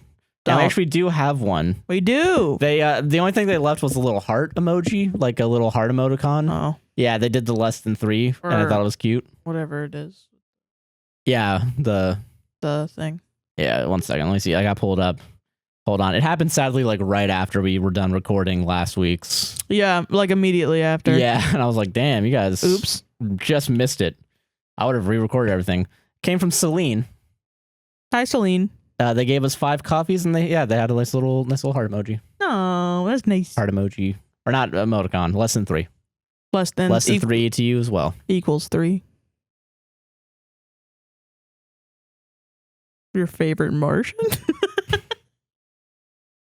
But no, heart's back. Yeah, heart's back. God bless you. Thank you very much. Do a heart, Josh. Is that a heart? That's kind of a heart, yeah. Back to the show. Bye. All right, you got a listener story, Sarah? I do. Oh wait, I gotta do the update. Oh yeah. We got an update from last week. I want to take some time out to do this real quick. True. We're already 2.5 hours into fucking Jesus Christ. No update.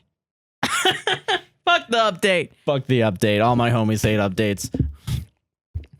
All right, so we actually got a DM from Instagram from one of the stories from last week. Yeah. There was also a comment that was on YouTube, and it was they sold their records. Yeah, they did. And good for them. The person whose dad was like, no, those records are my legacy, sold their records and like got through their financial hardship, which God bless. God fucking bless. Yeah. But I believe it's no, this is a cat photo. Was it a request? Oh shit. Okay, so yeah, here we go. So this is from the person who wasn't able to go. Yeah, had cancer and was invited to Disney World. Yeah. So you guys read my story on episode 127. First, I just wanted to say thank you for your helpful comments and showing me that I'm not crazy for feeling left out by my friends and their plans of going to Disney World. Dude, of course. I do have a slight update. I spoke with one of them, one of the girls I lived with, and I expressed how I was feeling about the whole situation. She apologized and said that she would never try to make me feel that way on purpose, and she's sorry if that's how it came out. She's actually planning a trip to LA now in September when I'll be finished with chemo and I'm already in recession. Congrats. Nice. I'm glad you're in recession. Thank you both for being you and making me smile during this time. You two are my favorite podcasters out there. You and the Judgies, please, we need a collab. Yeah, we do. Wishing you both much love, health, and happiness. So actually, fun fact, after this DM, we did follow the Judgies on Twitter, and we're going to wait and see. We're going to see if they follow back. I don't know if we're going to send a cold call DM. Dude, they're for sure not going to follow back. They're not going to follow back. But we're going to try. We'll DM them, all right? We're going to do it. People, please comment down below if we should cold call the dude them. Of course they are. You kidding me? Just don't go to them though. Don't berate them, please. We're working on a game plan. We're working on a game plan to get on the Judgies. Okay, we have a scheme. We're gonna scheme our way into the Judgies. Okay. Wishing you both much love, health, and happiness. Oh, and also the solved cancer line at the end had me fucking dying. You're the best, Lamau. Nice. Thank you. Good. I always wonder if that's gonna hit. Yeah, that's interesting because that one we actually had some controversy. We did, indeed. We had a Doja Cat controversy. Oh my god, nah. But fucking first off, I want to say it's about the cancer and about the issue that the OP was having, and I'm so glad that it's in remission, and I'm also glad that it was fixed by healthy communication. Yeah, that was the real issue here. Yeah. I will say I definitely know that in the past and in that episode I'm very anti-Disney. And me too. For those of you who don't know, I used to work for Disney. Yeah. I worked there for 6 months and it was like the worst 6 months of my life. So I do have a personal connection to Disney where and you have like fucking trauma from working at Disney. Yeah, that's why I have a Corey addiction. No, but I mean like legitimately though, like I don't want to go work back in person again. Yeah. Partially because of how people treated me at Disney. Like, it's not even like just like customers, but like the managers were bad. Yeah. The policies are crazy. Awful. The Disney college program's not a good thing. No, it's very bad. The only good thing about Disney compared to Universal is that Disney at least has unions. But even then, the unions never did much for me. So it seemed like they were really powerless. Yeah. But from the people that I know that worked at Disney who were laid off by Disney because of coronavirus were also kind of dicked around by their union when going back. Yeah, and then a lot of people got screwed over by Disney because the college program just kind of fucked a lot of people. Yeah, it was just like, get out of here. Get out of here. You have to figure it out. You don't have a job anymore. It's a bad company. It is, yeah. No, yeah, it's a bad company that doesn't treat its employees well and has a lot of shady shit going on. And not only that, like I worked at the airport like helping people with their tolls who are coming in specifically to see Disney, and you could tell because they would tell you, and they would go to the Disney Magical. They would ask you, "Where's the Disney Magical Express? Where's the Disney Magical Express?" It's not a thing anymore, but it used to be a thing. Yeah, and I think we, with our experience and our infinite knowledge,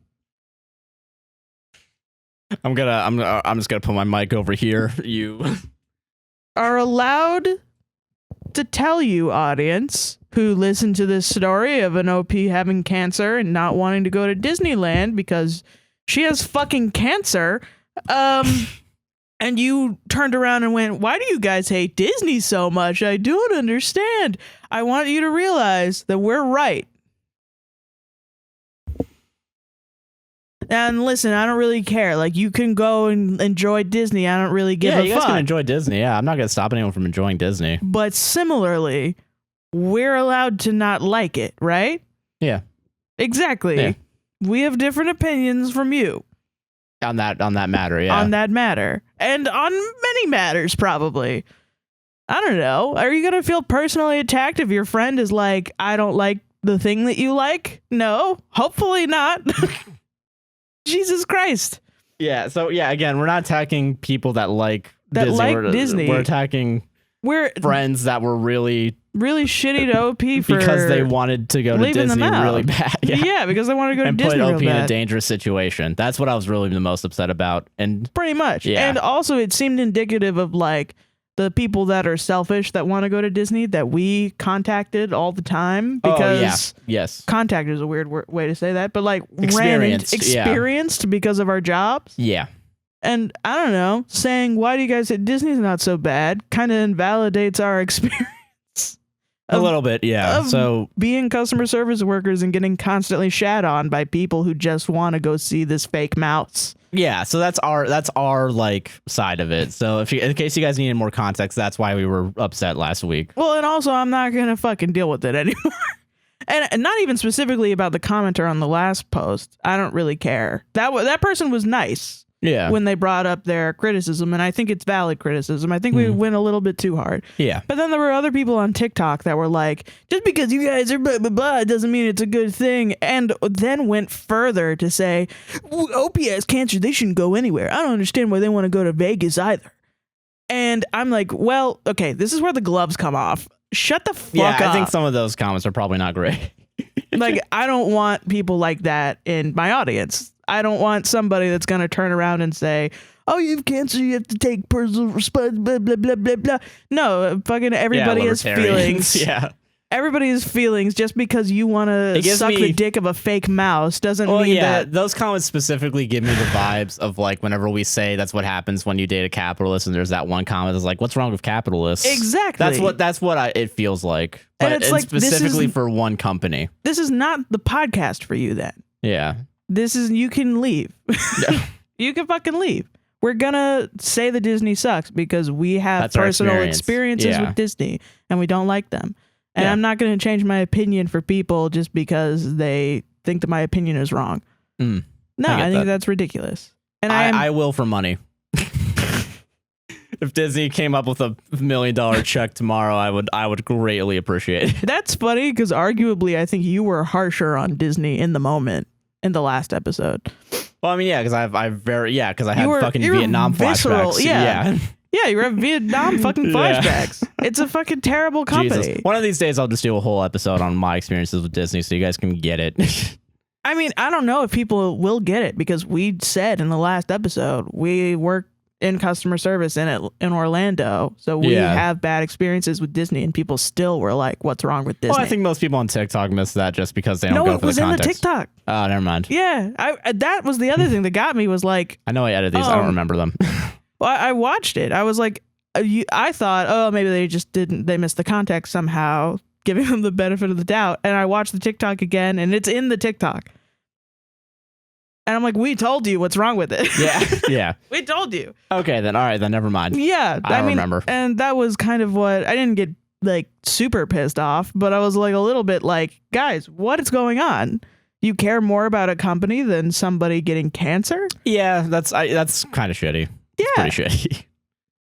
I don't know, but any way you slice it, that's wrong. Yeah, but that's the context, at least. I don't know. My rant was supposed to be funny, but it's not anymore. It's serious.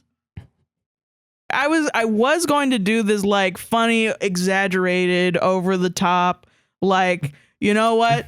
We said that we were only talking about Disney adults who are rude to customer service people, but not anymore. It's everyone who likes Disney. You're not allowed to like Disney if you fucking... Any Disney product. Anyone at all. Anything. Marvel. Star Wars. The Owl House. The new Baymax show. It's really good. Craig of the Creek. Fucking any show. Out of here. You're not allowed to fucking watch this goddamn thing. Throw in like a show that's not made by Disney just to fuck with people. iCarly. iCarly. You're not allowed to watch fucking iCarly if you I want to be surprised. Watch this show. Maybe Disney does own Paramount. I don't fucking know anymore. Yeah, right. It's all the same. It's all the fucking same. You're not fucking allowed, all right? If you like Buzz Lightyear, Star Ranger Command the Ride. And only Buzz Lightyear, the Star Ranger, this used to be a Reddit podcast. Now it's an anti-Disney podcast. Yeah, fucking bitch. Oh. And now we do the Reba shoot, but instead of it being Donald Trump's head, it's the Mickey Mouse head, blood coming out. Yeah. Fuck. Okay. You said Reba? Wasn't that who it was? No. Who was it? Fucking, oh my god. It was not Reba McEntire, my dude. What? Who was it? I know who. It's the D-lister. It's a red-haired lady. Yeah, it is. You're right. That's all I think of when I think of red-haired lady. Reba McEntire is like a fucking Republican. That'd be so funny though. That would be crazy. Oh my god, this is off the fucking rails. Yeah, man, I'm sorry. Anyway, I was gonna make fun of you Disney likers for being so pro-Disney that you're anti people with cancer, but it's fucking insane. And I think there are some people that are crazy like that. I think if you're a Disney adult and you are the person in the comment last week who just likes it and you don't like, I understand that comment because I've listened to podcasts before and like I like Billy Joel. I listen to Dynamic Banter. There was some point where I think Mike Falzone goes, "Man, Billy Joel sucks fucking dicks," and I like Billy Joel's music a lot. And I don't know, it does suck to hear people that you like, that you want to like, that you feel like you have like some sort of like kinship with, or I don't know, I don't want to overstep, but like, you know. Yeah. There is still there's a boundary. That's the point, I guess. Is like there is still a boundary. We are gonna have different lived experiences. Yeah. And fucking, I don't know. That's just how we are gonna be. We make fun of stuff. We're assholes, man. We make fun of everything. We do make fun of everything. Equal opportunity offender. We make fun of the people who listen to us. We do it. I call you guys crazies on Patreon. Yeah. No I can't offense. wait until somebody tells us that's ableist, for sure. Because isn't crazy like ableist language or something? I don't know. I thought it was. I don't know. It's ableist to listen to this podcast, actually. Well, okay, Josh. We're both autistic. I'm not letting you attack helicopter your way out of this, okay? It's ableist to make fun of us because we're autistic. We also did take autism tests recently, and we're both very autistic. Yes. So I know a lot of things I say can be misinterpreted. So high key, I think that happens a lot where we get misinterpreted, and it's like, well, we did not mean it that way. Yeah, but we get how we might be misinterpreted, and I understand that feeling. But I will just say we're not going to turn around and like Disney. Yeah, unless they make a really good TV show. They did already. It was the Owl House. I'm still not pro Disney. They got rid of it. That's why now we're against Disney. Exactly. Bring it back. You need to bring back the Owl House for 10 more seasons. Yeah, 100 episodes. Then I'll like episodes. Disney Owl again. House. Yeah. Owl House forever. Owlhouse.com. That is true. Like if somebody goes, "Hey, what did Disney do to you? Why are you so mad at Disney?" I'm gonna be like, "They canceled fucking Owl House. That's what they did. They're pieces of shit. I hate them." Can't wait for the gritty reboot of Owl House. What do you mean gritty? It's already grittier reboot. Breaking Bad, but with loose. Breaking Bad. The fucking hunter starts making meth out of an RV. Hell yeah, dude, great. That sounds like okay, but all right. Okay, but back to the show. Jesus, we have to do Reddit stories. We're at 2 hours. Not Reddit stories, listener stories. 2 hours, 20 minutes of recording. All right, so I'm gonna go. Okay, all right, let's go. 4-hour episode. Anyway, just want to reiterate, we were right. You guys are wrong. All right. Jesus Christ. Sarcasm, obviously. It's obviously sarcasm. All right, Jesus. All right. Am I the asshole for telling my coworkers that we get to keep our chairs? Trigger warning, ableism. Oh shit. Yeah. Name anonymous. Pronouns they them. Gotcha. Context is hella needed. Apologies. No, that's fine. For reference, I work in a small retail setting with only a few team members. Recently, we began having issues with upper management.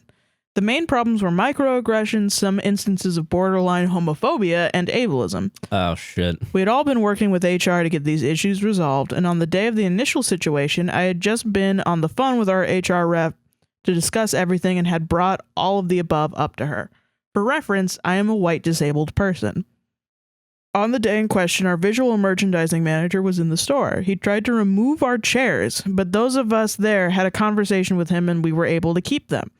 Afterwards, I sent a text to the team group chat to let them know. I don't know where the miscommunication happened, but one of the coworkers seemed mad and made some comments about how it, quote-unquote, wasn't enough. I wasn't sure if maybe they thought this was the final verdict on all of the issues we were currently handling, so I tried to clarify that it was just a little win and I was trying to keep morale up. Here's where shit started going off the rails. They told me that because I was not black, I could not understand how important their issues were and that this wasn't enough. So I texted them separately and essentially said that I did not ever intend to speak for them and that the chairs were important to me as a disabled person. At this point, they said, what's not okay is you celebrating something that basically only affects you when we have bigger issues. That's a little I mean, but I don't know what the issues are. Yeah, well, is it the homophobia and all the other stuff that are going on with upper management too? Well, I assume that's racism, right? Yeah, racism, homophobia, and then the ableism coming from the chairs. Yeah. Okay, yeah, so that's okay. This isn't what? They also told me that it was privilege to be worried about our chairs, and that they get that I have pain where I need the chairs sometimes, but it does not compare to a race issue. Why are you guys shouldn't be fighting. You guys should be working together. One person's issue is everyone's issue. God, I don't know. Oh my God. Okay. I'm confused. weird. Yeah, so I informed them that ableism is discrimination in its own right, and that I don't just have random aches and pains. I have fibromyalgia and sciatica, and standing for 8 hours really fucks me up. They know this too. I also made it clear that my skin color has nothing to do with disabled accommodations, and that it was completely unnecessary to say the things they said to me. I have both my managers and 2 coworkers saying that I didn't do anything wrong. I've asked the person multiple times what I said. Everyone has read my messages. No one can understand why they went off like that. I am always working and listening to be better because I know I have privilege and want to use it to help my coworkers because they're wonderful. I'm really upset and honestly insulted. Am I the asshole? I don't think so. Because, I mean, isn't that the whole point of, like... Intersectionality? Yeah, where it's kind of like... Well, intersectionality is like...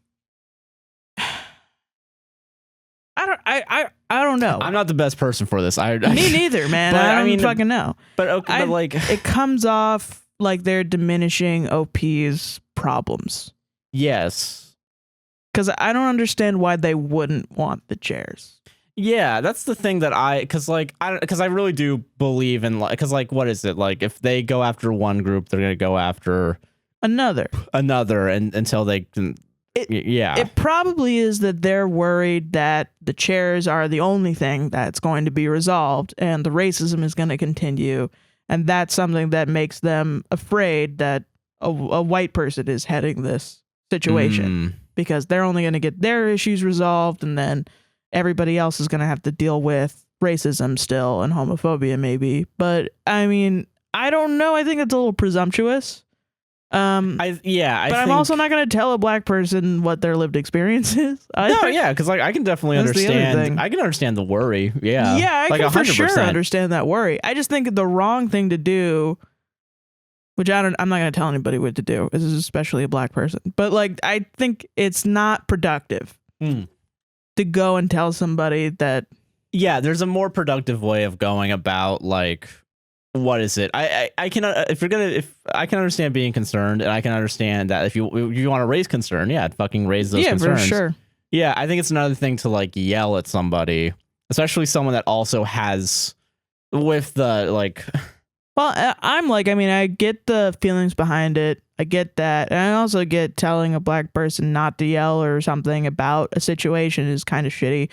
But like, especially if that's their feelings, you know, I don't want to diminish their feelings. But I think specifically saying, I get that you have random aches and pains, but treating this issue as if it's important to you is not as important as a race issue.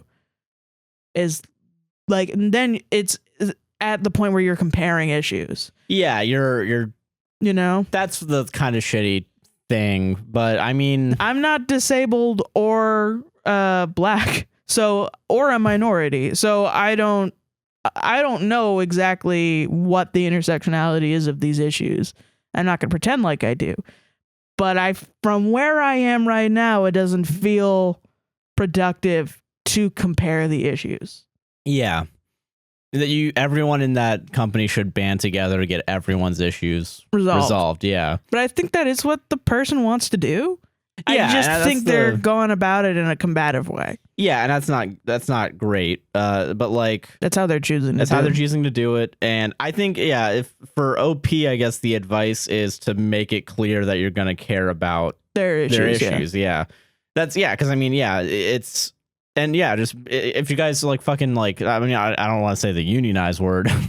Freak out the bosses a little bit. Whoa. But I mean, like, you know, like, you guys are gonna have to make like a pseudo union of like. Yeah, you would need everybody to fucking. Yeah. Unionize. Exactly. So I don't know. I think that's like really there's a way to where the other person doesn't have to be the asshole. But then I'm also like, I don't even know what the issues are for them, the other person. Yeah. I would want to know, well, what specifically are your issues so that I can help you? Exactly. Yeah. Just from like a customer service standpoint, I am just like, what specifically? Maybe I don't know, and maybe that's my privilege that I don't know. That I'm not seeing that. Yeah. Because I was raised to not see it, or So, and maybe that's the thing. Maybe you just have to be like, listen, I don't know what specifically your issues are. If they are more important than my issues, then let's work together to figure out your issues. Yeah. Like, take it away from the who's more important, who's less important, who is doing what, and who's getting a win when somebody else is not getting a win. Turn it into let's work together to fix it out. Yeah. Fix it. Exactly. Yeah. I think that's the best way to go about it. And then it's like, if she doesn't want to work, or they don't want to work together with you, then I don't know. What can you do at that point? Yeah. I don't know. They're making their own choice. Yeah. But and you gotta respect. I kind of also get it a little bit. Does that make sense? Yeah, I guess. Yeah. Just with everything going on, how everything kind of disproportionately affects the black community, and I don't know, it's fucked. I can understand like being so frustrated that you see a white person win something at all. Yeah, and then you're getting mad. Yeah. But I think this is probably not the best scenario where it came out. Yeah. Just probably not the best day. Yeah, but I don't know. Yeah, I wouldn't put too much blame on the other person. I get it. Fucking on the person that gave you shit, I think strangely enough, it came across pretty ableist, honestly. A little bit. Yeah. Yeah. I mean, and there's ableism in the black community too. It's very possible that they're ableist. And I mean, maybe. Yeah. I don't know. Shit. I don't know. Yeah. I'm sorry. Solved it though. We just solved it. Legally speaking, we solved it. We did legally. Yeah. Want to state for the record that we are not therapists or XYZs or black. We're not gonna know. Yeah, we're not. We don't know anything. Yeah. And thank you all for watching. Good night. Yeah, and I fully expect somebody to be like, "What a white opinion." What a fucking call us crackers in the comments. You're more than welcome to do it. I love it. Yeah, that's true. I don't know. Oh, interesting. This is okay. I think I might have a fun one. Ooh. Because it actually kind of goes hand in hand. Oh God. With this again? Something we talked about during this podcast. Me? No. This next story comes to us from Anonymous. He, him. He, him. Stranger Things ruined my D&D party. Trigger warning, homophobia. Oh my God. Yep. Oh no. If somebody is planning your D&D off of fucking season 4 of Stranger Things, you got a bad DM. Unless you are the DM. Let's figure it out. Let me figure it out. Let's get. We gotta cross that bridge. Okay. Tell me all about Vecna. I, 19 trans man who is pansexual, will be important later, will like to call the story Stranger Things Ruined My D&D Party. Okay. A little bit of setup. So my party is made up of mostly queer people, and the only straight people were the DM and one other player. One player, who will be called K, 22 she, her, and is bi, has sent my DM, B, 20 he, him, also straight, a funny TikTok about Stranger Things, and it mentions that Will is gay. And B went on a weird rant about not every character is gay and Will is just sad about leaving his friends. K thought this was still a joke. He doesn't have media comprehension. K still thought this was still a joke or something and asked if he can get on a call and explain why he thought that. And she had also invited me and the one other player, and he, him, the other straight player. The three of us still thought this was a joke and excuse just for all of us to talk. I still had to finish some things before joining, so I joined about 15 minutes late. And B was making a list of why Will couldn't be gay, and this starts not to seem like a joke anymore. Yo, fucking B is crazy dumb. He's Holy so shit. Gay. Are you kidding me? Yeah, it's a bowl cut, right? Didn't you say that bowl cuts are... Yeah, classic. Yeah. No, I'm fucking, are you kidding? Who cries in tears with their mouth over their hand over their mouth in the car? They make it pretty, yeah, because he's staring at fucking Finn Wolfhard the whole time. And yeah, he's in love with Finn. Yeah, obviously. So unless it's gay baiting, in which case fuck Netflix. Well, yeah, it is gay baiting, but like, and they won't say that he's for sure, and that's what leads to this. Yeah.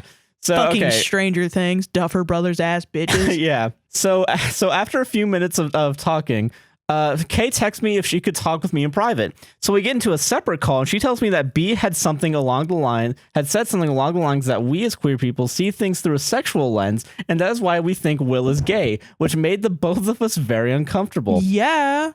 After a bit of talking, we decided to tell B that was kind of fucked up to say, and that he shouldn't say things like that. No. Explaining the over-sexualization of queer people is a very big issue, and we know he didn't mean that way, but we wanted to make sure he understood that wasn't cool to say. So B says he didn't see it as homophobic and says he was sorry he offended us, which leaves the conversation very awkward and uncomfortable. And then he makes a joke about turning one of the gay NPCs in the campaign straight a little bit after that both me and Kay leave the call again. B then pings us after a few minutes of us being gone, and he wants to talk again. Oh my god. So we join back, and he starts talking about how Kay attacked him and gave him an attitude when Kay called him out, and that's something friends don't do when what he said wasn't homophobic. And at this point, I start to raise my voice because Kay is a very nervous person and she overthinks everything. She would never do something like that ever. And I told him that he shouldn't talk over queer people when we tell him something is homophobic, and how dare he talk to Kay like that. And he has the balls to ask us why, and I yell because he's fucking straight. Good. He's not actually straight, I bet you. Yeah, if he's that upset at Will being gay, come on. At this point, Kay is crying and just wants to stop fighting. We should step back and cool off, and we can talk about it tomorrow. So before the next day, Kay talks with B, and he is still upset with me because I was disrespecting him, and I need to apologize. The next day, me and Kay get back on a call, and because the same thing happens again, and I tell B I won't apologize for getting upset, and I wanted to apologize for what he said and not for hurting my feelings. I started to get upset again, and he calls me childish for getting worked over nothing and that I can't control my emotions, parentheses, nothing being a homophobic comment. So he kicked me from the server and the D&D group because he doesn't want someone who disrespects in the group. A little later, he invites me back to the server, telling me let's agree to disagree and put this behind us. So basically, neither of us won't apologize and drop the whole thing. Then B asked me to apologize for disrespecting him, and I decide to not push it, and I apologize. And asked me if I'm still coming to D&D tomorrow, and tell him I'm probably not coming, and I get off the call. Yeah. Kay joins in a private call, and the both of us start crying, just overwhelmed with the last day and how I was almost kicked from the group. Then I noticed it, and I was banned from the server again, and B decided to quietly ban me because he didn't think my apology was real. Then S, he, him, bi, another player, asked what the hell was happening and why was I gone. So he explained what happened. That's so me in the drama. God. Oh my God. So he explained what happened as it was happening to B. As it was happening, B started texting X about it as well. And B told S that he was still planning on running the game tomorrow, and about 10 minutes later, B deleted the whole server because he wasn't going to take the disrespect and how hurt he was because we were mean to him when he stood up to him for himself because we told him he was being homophobic. So long story short, a Stranger Things TikTok ruined my D&D group, but me, Kay, and S are staying together and finding a new campaign. That's good. God bless. God fucking bless. That was the advice I was going to give you. Yeah. I don't even think they wanted advice. They just wanted to tell a story. But it's not Stranger Things that ruined your D&D group. It's your homophobic DM. Yeah, your homophobic DM is kind of what we call a piece of shit. Dude, and you know what's so funny is like having a D&D group that's filled with queer people and then having a DM that's straight. It's immediately a red flag. No. See, that's why I can't be the DM when we go back to doing a D&D podcast because I feel like you could, because it's straight people play D&D differently than queer people. I feel like, you know what I mean? Yeah. You know, it's different. Straight people jerk off elephants, right? You know, there's the min-maxing. There's the fucking, I'm the bard, so I have to have sex with everybody. It's the trend, blah, blah, blah, blah. I gotta be cool. I gotta do this. And then fucking gay people are like, I want to go see the frog. You know, like it's different. It's just a little different. Yeah. It's not bad or good. I think it's bad, actually. I would not join a straight D&D group, TBH. It sounds terrible. That's fucking. You disrespected would have more me. Fun in you disrespected me, Sarah. You would have more fun. I'm banning you from the D&D server. I swear to God, it's people. You know what I mean? Fuck. Doesn't that just like bring up memories of shitty overstepping D&D DMs? You know what I mean? Yeah, I get that. I get that. No, you're not so wrong. Yeah. Classic. Well, yeah, fucking straight guy, fucking with the most power fantasy of any D&D player because Right. they're a DM. They're want the god. They're the god. Yeah. Yeah. Yeah. They're 5 steps removed from being an actual writer. You know, like You give a nerd imaginary power to be a god, and it turns into the fucking Stanford prison experiment, man. yeah, that's true. That's a good experiment. I think that's Yeah, it's great. I think that's a thing that should happen all across America. Does really. wonders and doesn't cause trauma for everyone. Yeah. Yay. All right, this is from V, she, her. V. Am I the asshole for not wanting my friend group to go back to the way it was? Trigger warning, sexual assault. Okay, with a trigger warning like that, probably not the asshole. Most likely. Unless it's like, now we all sexually assault each other, and I love it. And I'm like, what's going on? Whoa. And everybody's like, do you want to not do this anymore? And I'm like, nah, Let's fucking keep going. All right. I, 19 female, had a friend group that meant a lot to me. Growing up, I never had a stable friend group and was bullied very badly and had become anxious about meeting new people and having attachment to people in general. Mood. In grade 11, I had become friends with a bunch of people who were friendly, accepting, and supported me throughout my ups and downs. I loved them. They were my second family. They made quarantine fun and didn't make me feel lonely or depressed throughout the COVID spike. Many months ago, some drama went down between me and my friend D, 20 non-binary. D was one of my best friends and we were close. They were a big part of the friend group. They were a loud, confident, and overall fun person to be around. After the summer of 2021, I was supportive yet sad when D had to leave for an internship, but knew we would hang out and catch up as soon as they returned. But when they came back, things went to hell really fast. Oh, no. I didn't notice small things during their return. They were sometimes a little overconfident, for example. I usually dress in very revealing clothing and like how I dress. Unfortunately, that comes with stares from gross older men. When older guys would glance at me uncomfortably, D would go, "Oh my God, he was totally checking me out." This genuinely made me very uncomfortable as most of the men were 50 years old. You're trying to hook up your friend with a 50-year-old. Right, though. Jesus Christ. Another thing that did not sit well with me is when an old friend, C, 24 male, who I have now cut off, had touched my ex-boyfriend very inappropriately and had him scared I would do the same to him. We broke up because he was very anxious and due to go to university. I was thinking about reaching out to C since he was still friends with some people in the group and wanted to be neutral with him. When I told D this, they said that you will find it funny why he grabbed ex-boyfriend's thigh. In the end, I did not contact C. I didn't find grabbing someone inappropriately funny. I also started to feel unsettled by D's comment. I started to have cold feet about D, and I had finally had enough at a friend's birthday when we were all telling work stories.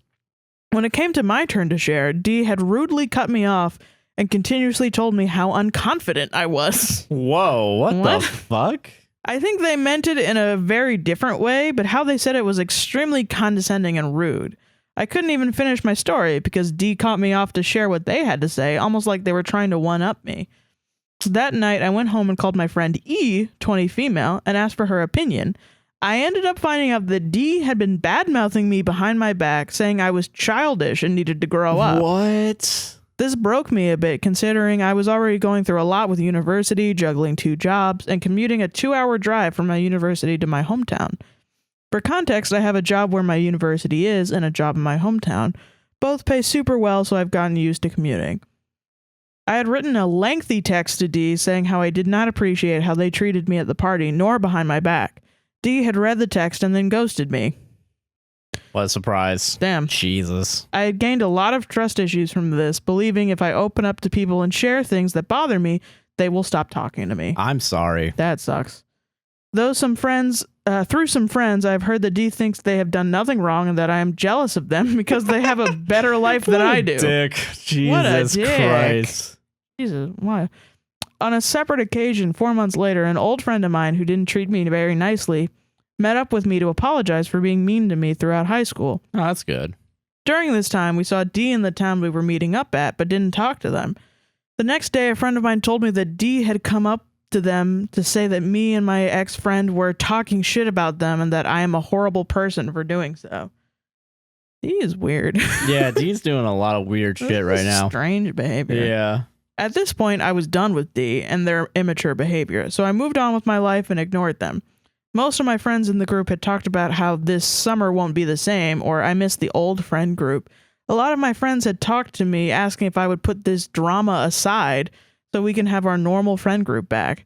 I had told my friends that I was never apologized to and do not trust D and want to have a summer that does not involve them or any sort of drama. Yeah. Some friends called me a jerk for not wanting to have them back in the group or try to figure our differences out. So am I the jerk? No. More background to the story. Dee's mom was going through extreme medical attention and had made them very off. And the place of their internship forced a rule of keeping your emotions inside. How? That's could you weird. do What? that? Yeah. Okay. I even with that context, is there more Yeah, there's context? more. Okay. I understand that things can screw a person up, but I felt uncomfortable that the anger they had was put towards being rude to me. Yeah. Yeah, that's the problem. That's yeah, pretty much that's it. a pretty bad. That's projection of like, and then also like the friend with the sexual assault, Yeah, it's and fucked then up. being like, "Ha, fucking epic." Like, no, that's fucking. That's not epic. Yeah, obviously. Sexual assault is not epic, believe it or not. Yeah, like Jesus. And then talking shit behind your back. And like just making up shit. Yeah, Like you know, they were talking no. shit about me. They seem like an extremely insecure person. Yeah, I would not. and they're wanna they're hang trying out to with use them. this fake outward confidence to like try and. Yeah, you get that. But yeah, no, like it literally. I don't know how the fuck. Yeah, no. So the thing that sucks too is that none of those people are your friends Yeah, well, I because mean, they don't. I don't understand why overconfident people get the attention that they get, man. I don't know. This sounds like narc behavior a little bit. A little bit, but I'm like, even if they aren't like clinically a narc, you know what I mean? True. Like, it's just they're either extremely insecure and overcompensating and saying just weird shit because they have a lot of shit going on inside Yeah. and they need to go to therapy. But like, But that's the thing. They should go to go to therapy. They shouldn't be. They need to apologize talking to you over first. and yeah, you should be apologized to. Yeah, And what a talking behind your back, that's insane. talking behind your back and then cutting you off when you're trying to tell a work story and then like doing these little digs at you like And people are like, no, I want to be around the fun person. yeah, I want to have a good time. Yeah, no, fuck off. No, fuck those friends. And have them go back to D, and then D will do the exact same thing to each individual one of them, and then they're going to have the same thing, and then they'll come back to you and be like, I'm so sorry. And then you can decide if you want to take them back. Yeah, it's good that at least someone came back and apologized to you because yeah, you fucking yeah, you need an apology. These people are fucking dicking around on you. It's ridiculous. And of course, like, if you do have low self-esteem, of course you do. You've been bullied. yeah. That's what Like, happens yeah, and I'm when you sorry. get bullied. Yeah, like and I'm fucking Jesus. sorry. I don't know, fucking. I mean, I get fucking. Yeah, I never had a stable. I didn't have a stable friend group that lasted more than like 3 years. Fucking mood, yeah. So I mean, I don't know. It sucks, but like the good news is that you will find people that care about you and aren't shitty. Yeah, and you'll know. Yeah, too. you'll know because you know what the opposite of that is because you've lived it. Exactly. So that's the hope part of this Yeah. is that there'll at least be people that give a shit about you Yeah. and won't call you a jerk for not wanting to be around a weird person. Being extra weird. just being a little wacky. I don't But, know. I would just be like, nah, they're weird. Yeah. Don't give them any more explanation. Don't try to justify yourself. If they're like, you're being a jerk for not wanting to take them back, I would be like, yeah, I just think they're weird, I think man. they're weird. I don't know. Don't really want to I just don't feel like hanging out with a weird person. really vibe with them if you catch my drift. Speaking of that, you guys are weird too. So I'm going to get out of here. Yeah. And then you Just- ride out on your skateboard. Yeah, exactly. They don't deserve you, man. No, They're being you, fucking and you deserve better. for sure. For fucking sure, man. Solved it. Solved it. Solved it. All right, new story. It's time for a new story. Yeah. It's time for a new story. Yeah. Time for a new story. Yeah. Here's the news. This next story comes from OP, she, her. They made their name OP. They made their name OP. Yeah, That's OP, funny. she, her. Okay. OP. Am I the asshole for not telling my husband my trauma story? I don't know. Hi, I know the title may sound off, but I really need to know if I'm in the wrong because I know he means well, parentheses, sometimes. I, 24 female, my husband, 27 male, have been together for 5 years, married too. I recently started going to therapy after being diagnosed with postpartum depression after giving birth to our sons, parentheses, they were NICU babies. I hope they're okay. I'm yeah, sorry. we hope they're good. During one of my sessions, my therapist thought it would be a good idea to bring my husband in. I'll call him C, as like a couples therapy session where he learned that I have PTSD, and that's why I have my service animal. Here's where I may be the asshole. Okay. When we got home, he asked me why I never told him, and I said it never came up, and I haven't been violent for years. He said that's still something I should have told him, so I told him my triggers in case it would happen. I thought that would be the end of it, but he asked me to tell him my story to help better understand, and I said no. I told him in my defense I've made too much progress forward. I felt as though telling my whole story would push me back, and it's not even something I have discussed with my therapist yet. He said that although he understands, he feels as though this could be a little important, as he tells me everything. So what's so bad that I can't tell him about this? Could be really bad. Yeah, exactly. Yeah. What? I told him my trauma story is not something to satisfy his morbid curiosity, and he hasn't talked to me really since, so am I in the wrong here? No. I'm confused about the violent part. I feel like we're missing... Well, I guess if there's like maybe something that came up that... my money is that, like, because of the PTSD, maybe there's violent outbursts or something. Or, I mean, I guess, maybe, yeah. Yeah.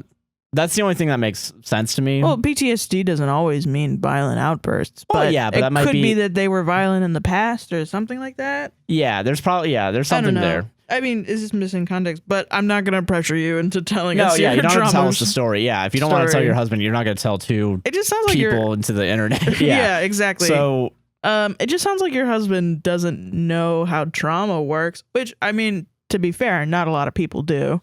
So I guess, I don't think you're the asshole. I guess maybe the only thing you could do is try to explain what trauma is. But it's like it sucks that you would have to say that. But I mean, I don't know how else he's going to learn other than like maybe tell your therapist about it. And if you guys go back, have your therapist explain it from a professional. That's the thing. Because if you haven't even told your therapist yet. Yeah. You don't want to do that for sure. Yeah. Because your therapist is the professional that's going to properly unpack your trauma. Yeah, and actually tell you how to... You can actually re-traumatize yourself by just going into it all the time. Yeah, and remembering the experiences that you had. And like, yeah. So yeah, no, I don't think you should... You shouldn't feel bad for not telling. But it does suck because if your husband doesn't understand trauma, even if he's coming from a good place and like trying to be decent to you, but it still does. I get why it feels like a morbid curiosity because it is. It does suck that he's just like, well, okay, now I know your triggers, but I have to know why. Yeah, you should. That's the shitty part. No. Yeah, you should just at do least it. it's good that you gave him the triggers, but like you don't explain why. He just has to live with that. Yeah, he just needs to get it. But I think maybe having your therapist explain the concept of trauma. Yeah, and how PTSD and how shit like that works. To him may... And you don't have to tell your therapist like your trauma yet still. Well, but, I mean, if your therapist is good, they're not going to pressure you into opening up either. I mean, yeah, that's also a good fucking test of how good your therapist is. Yeah, so I don't know. Yeah, I guess that's the only advice I could really give is try to find some way to fucking, whether it's through you or through your therapist, explain to your husband. Google search. Yeah, tell him to Bing it. Honestly, yeah. I mean, if you're dating somebody that has mental illness and you don't understand it fully, you should try to understand. Yeah, so you should figure it out. Yeah, it's on your husband to figure it out. Yeah, because do research, bro. Yeah. Oh my god. No research, only. Fuck that. F that S. F that F and S. I don't want to learn. I don't want to learn. Fuck that. I just want my wife to be uncomfortable. Got him. Solved it. And next one. Cut print next. Yeah, I don't think you could not be the asshole. Yeah, no, actually, you can't be the asshole. No, at all. Not the asshole. Not the jerk. Oh no. How bad? This is from Kiki, she, they. Am I the asshole for telling my ex that I didn't care that his girlfriend cheated? You may be a real one, high key. I may like you a lot. That sounds fun. Okay, all right. Let's go. All right, yeah, no, it's gonna be fun, Sarah. It's gonna be fun. Yeah. For context, me and said ex dated twice. Once when I was 13 and he was 11. You're putting a lot of weight on the word date in that scenario. The second time when I was 15 and he was 14. I'm a year and a half older. We remained friends. We remained friends after the second breakup. Stupidly on my part, you'll see why. She was also trying to make him leave all of his female relatives, not just friends. What? So back in 2016, my ex started dating a girl who I'll rename as Jessie. I never liked her, not because I was jealous. Her vibe was off. Okay. I had a sense of bad energy from her.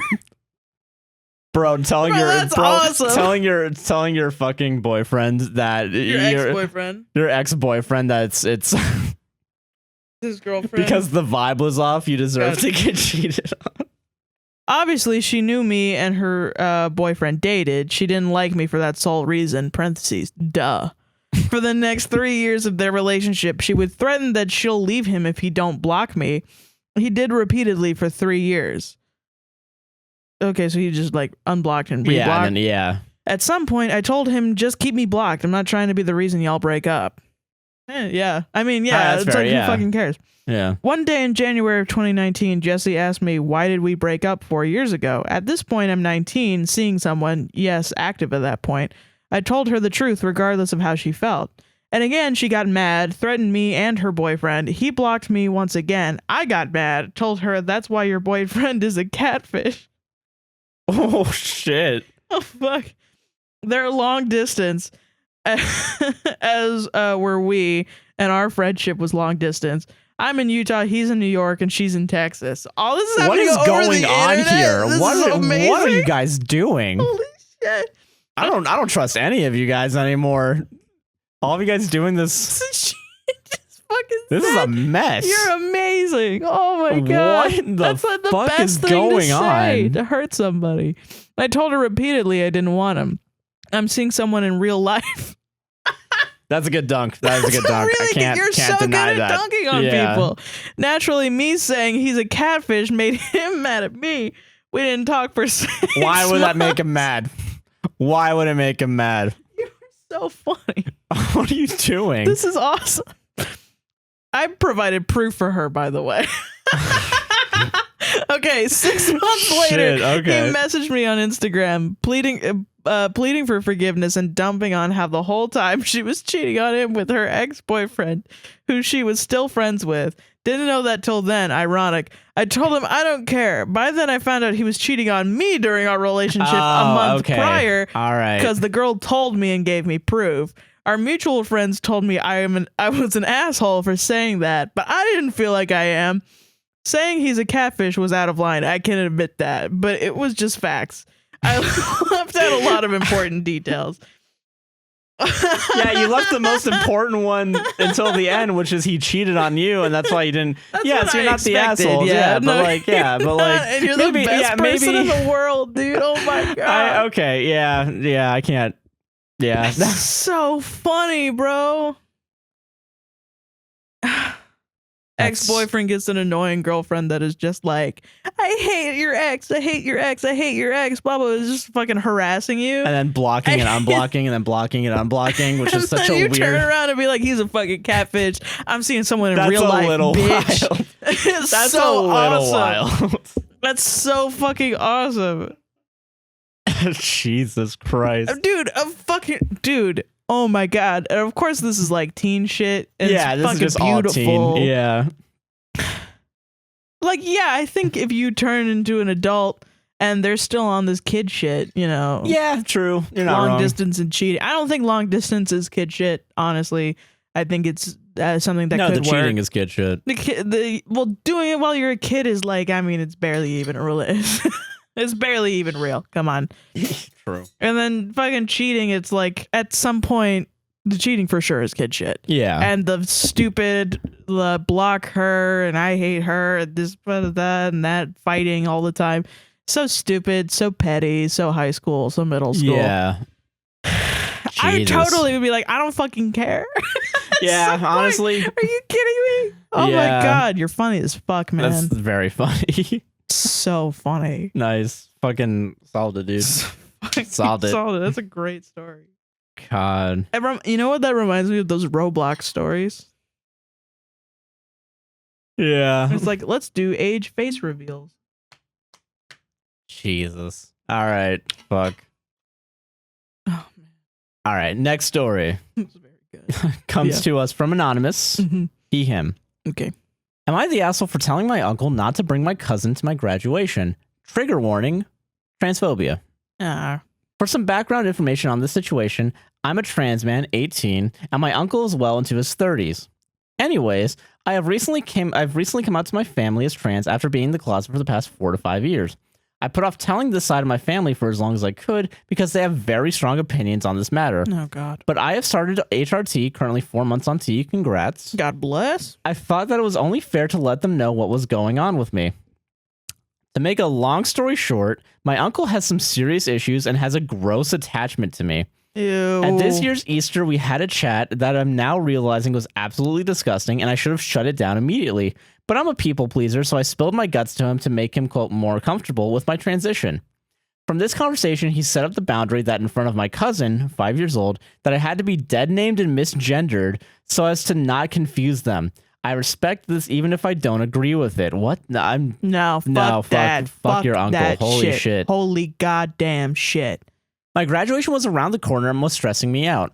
Everyone at my graduation was going to be calling my correct name and use my correct pronouns, and even I wore the boys' color for my cap and gown. That's awesome. My anxiety got the best of me, and I wrote up a quick text to my uncle saying, quote, could you not bring my cousin? I want to respect the boundary of not confusing your child with me being trans and think it would be better if you kept them home.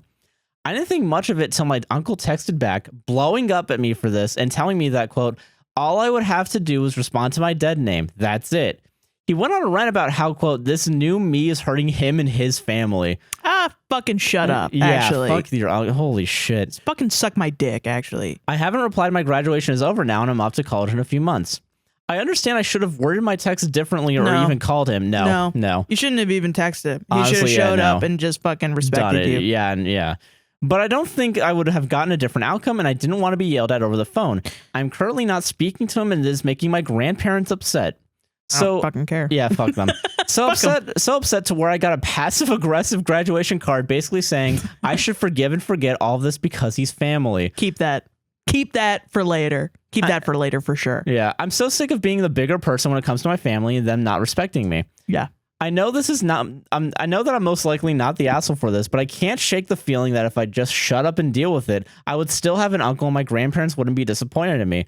By the way, I'm a new subscriber and absolutely love the vibes you both have in your podcast. And if you don't pick my story to tell, texting this out made me feel a bit better. I'm glad it made you feel a bit better. You're not the asshole. You're not. And I mean, fuck your family. Jesus Christ. I get why you might feel like it because it's hard. Yeah. It's fucking hard what you're going through, man.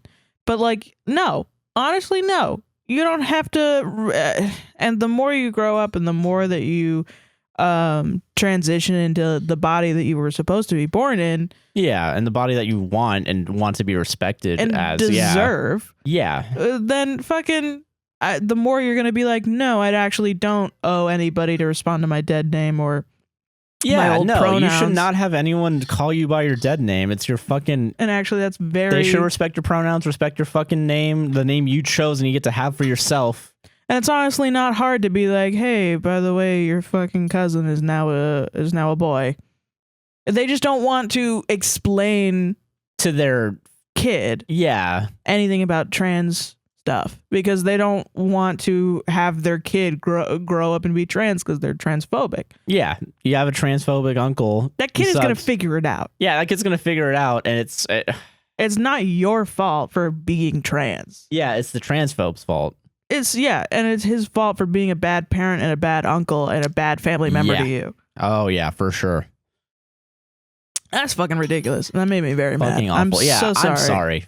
Fuck your uncle. And Holy fuck your shit. grandparents for trying to make you try nice. Yeah, no, fuck that. No, you don't need to do that. Family is fucking nothing when family's disrespectful, you know? No. They need to respect you as a person. Getting stabbed by your fucking family member and your grandparents being like, you should respect that. Listen. You need to fucking... He's family. Hey, forgive and forget. Forgive and forget. All right? I have a scar that you always see, because you got stabbed, you know? got stabbed with like one of those knives that like leave like a really wide scar.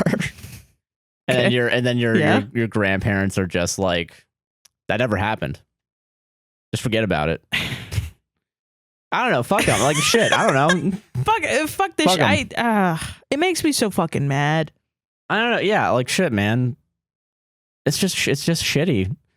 They care more about the transphobe than you. And they care more about making you feel bad too. Yeah, they care more actually being good people. Yeah, they're fucking centrists, dude. They want to keep the peace, but they're not that at that point. I think you're a fucking Nazi at that point, and that's because I'm crazy. But like, yeah, no, at that point I would treat you like you're an alt-right person. Yeah, well, I mean, fully transphobe for sure. Yeah, for sure. You're falling down that fucking rabbit hole. You're gone, man. It's fucking terrible. Yeah, because that's 10 steps removed. Like not even 10 steps, like a few steps removed from calling like gay people groomers. Like that's what it is. I mean, literally, happen, yeah. Like 2 steps, because then it's like, oh, well, I gotta teach my kid about gay stuff and LGBTQ, and now they're gonna know about it, and they're gonna grow grooming. Which I have so many fucking problems with. Yeah. So many that I can't this podcast would be 7 hours long.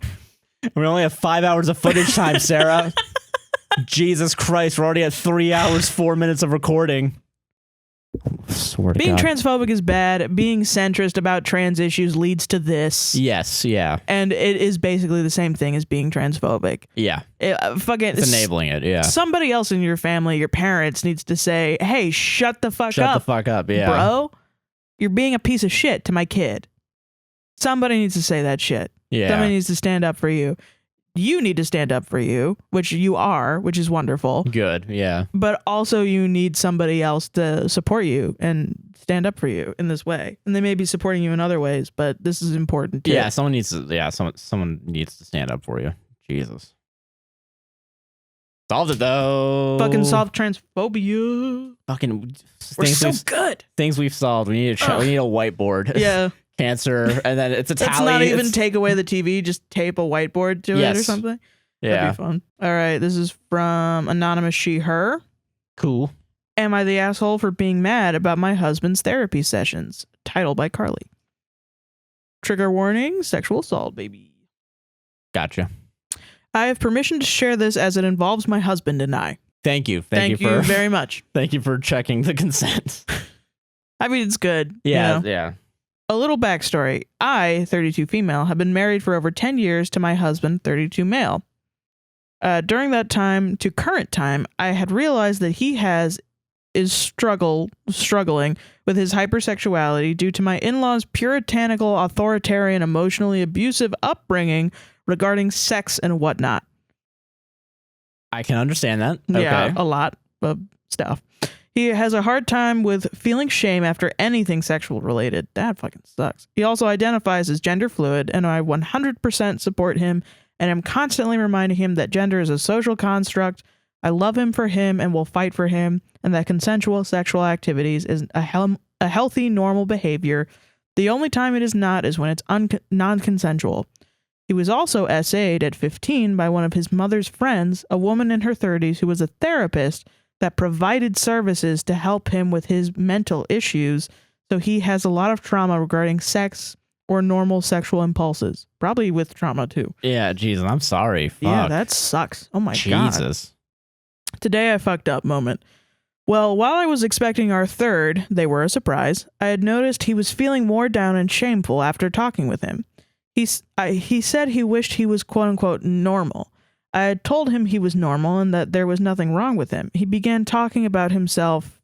I was able to swing the negative talk to seeing a sex therapist, as I honestly believed that would help him. He was in an online support group that gave him recommendations for a sex therapist that he can Zoom for appointments. He looked them up and reached out to them, connecting with one.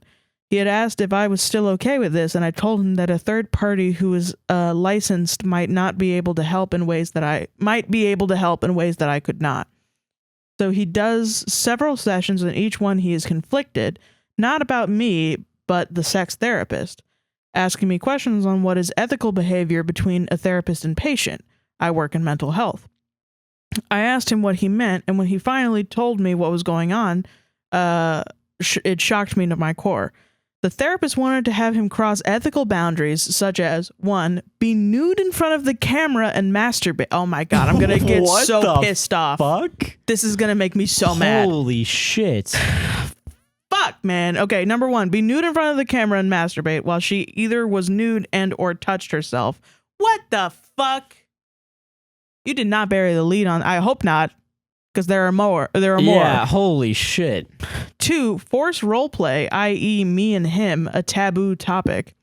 3, watch us have intercourse with or without my knowledge or approval. What? What? This is what crazy. The fuck? 4, fantasize about her while we have intercourse, then show and tell her the act. This person needs to have their license revoked. They need to go to fucking jail, actually. Who recommended them to the guy? Yeah, I need to... Yeah, who... I mean, it's very possible that she doesn't do that to everyone and just certain people. But, I mean, still, though, like... That's so fucking scary. Yeah. I immediately told him that was a huge violation of ethics, as she was supposed to help him understand himself, not essentially make a porno, and we needed to file a complaint.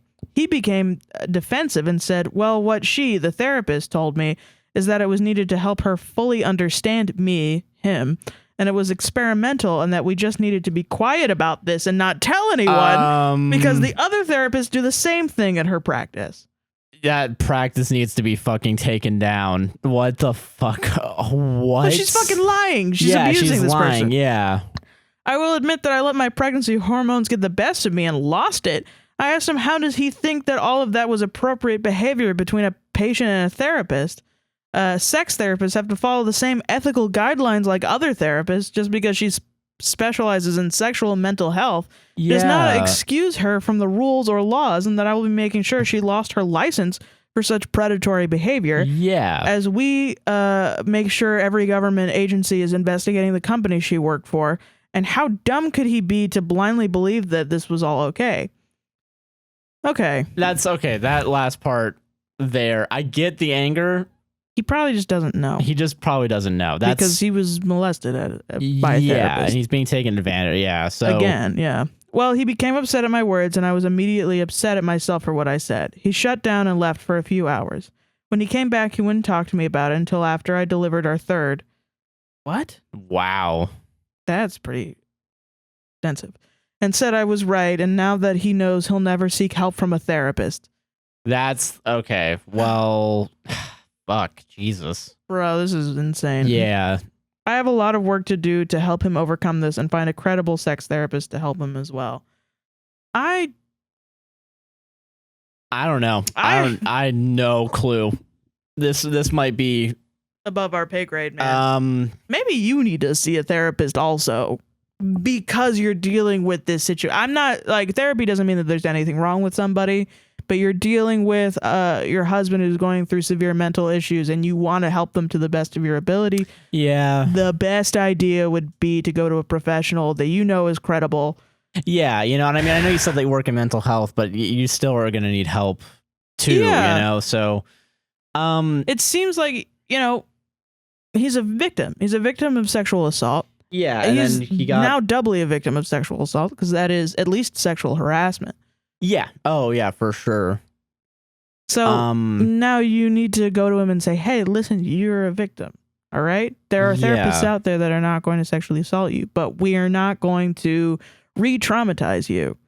And this isn't like also as a couple, this is not, maybe see a couples counselor or something. Yeah, maybe. It can't be a fight. Yeah, because if you just fight, you're going to lose each other. And it's not, the core issue isn't going to be solved. If he thinks that you're against him, then he's going to be like, I'm out of here. I'm running away. This has activated my flight or fight because I'm a victim and I'm somebody that is going through intense trauma. Yeah. And now. Yeah. And he doesn't want to be victimized again. He doesn't want to, you know, like, I mean, you know, you're supposed to be there to help protect him. That's what you were trying to do. But then you got frustrated because of all this.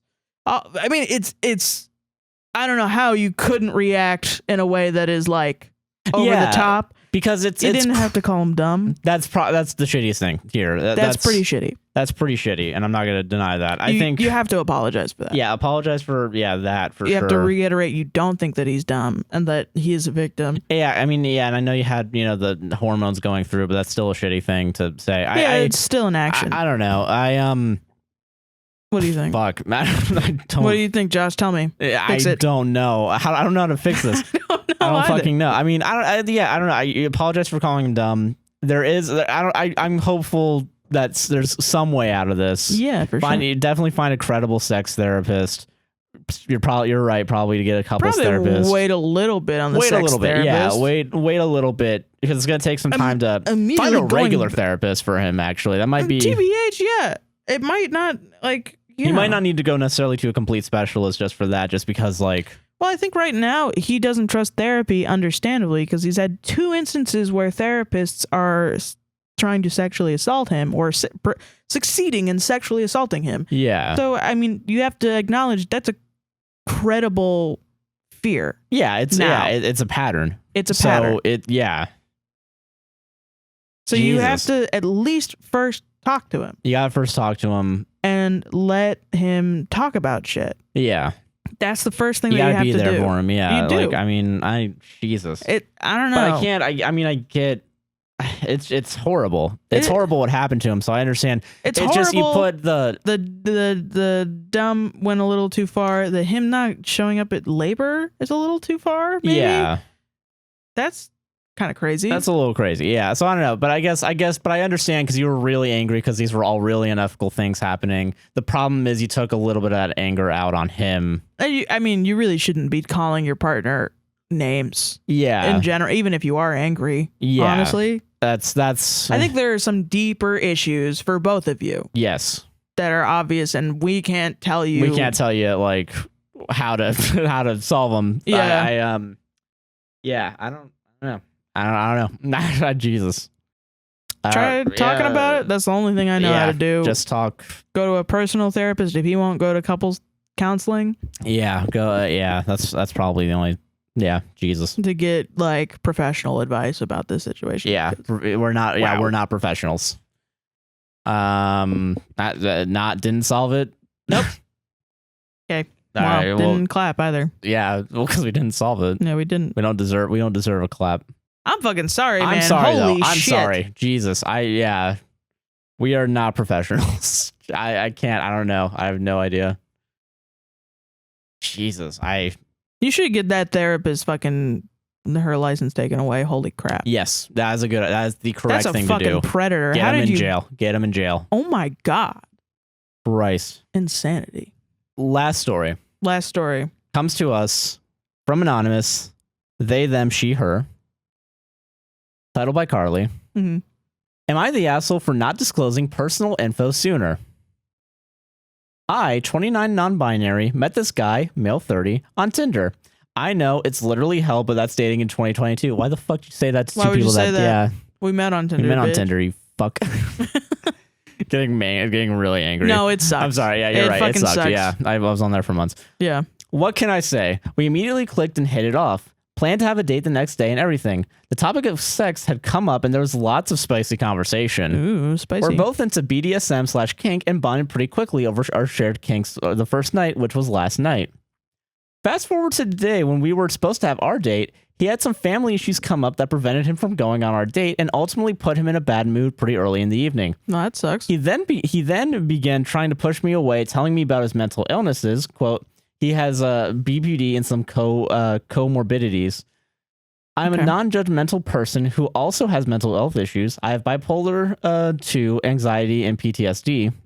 So I try my best to be open-minded and accepting of people's mental health situations. Fast forward to later in the evening around midnight or so, and he's in a better mood and we start having spicy conversations again. Okay. He asks if he can come over and I tell him yes, and then I disclose to him that I have HSV too. I'm medicated, asymptomatic, and have other partners who regularly get tested with negative results. Basically, with meds and condoms, it's about a 1% chance of transmission. I tell him this and he says he's okay with it. Not 5 minutes later does he tell me that he tells me that he feels guilty. I ask if it's what I told him or stuff from earlier, and he says it's a bit of both. He also said he's not okay with it because I, quote, lied to him because I didn't disclose it to him right away when we first started talking about spicy things. That's not lying. Which was like 2.5 seconds after matching on Tinder.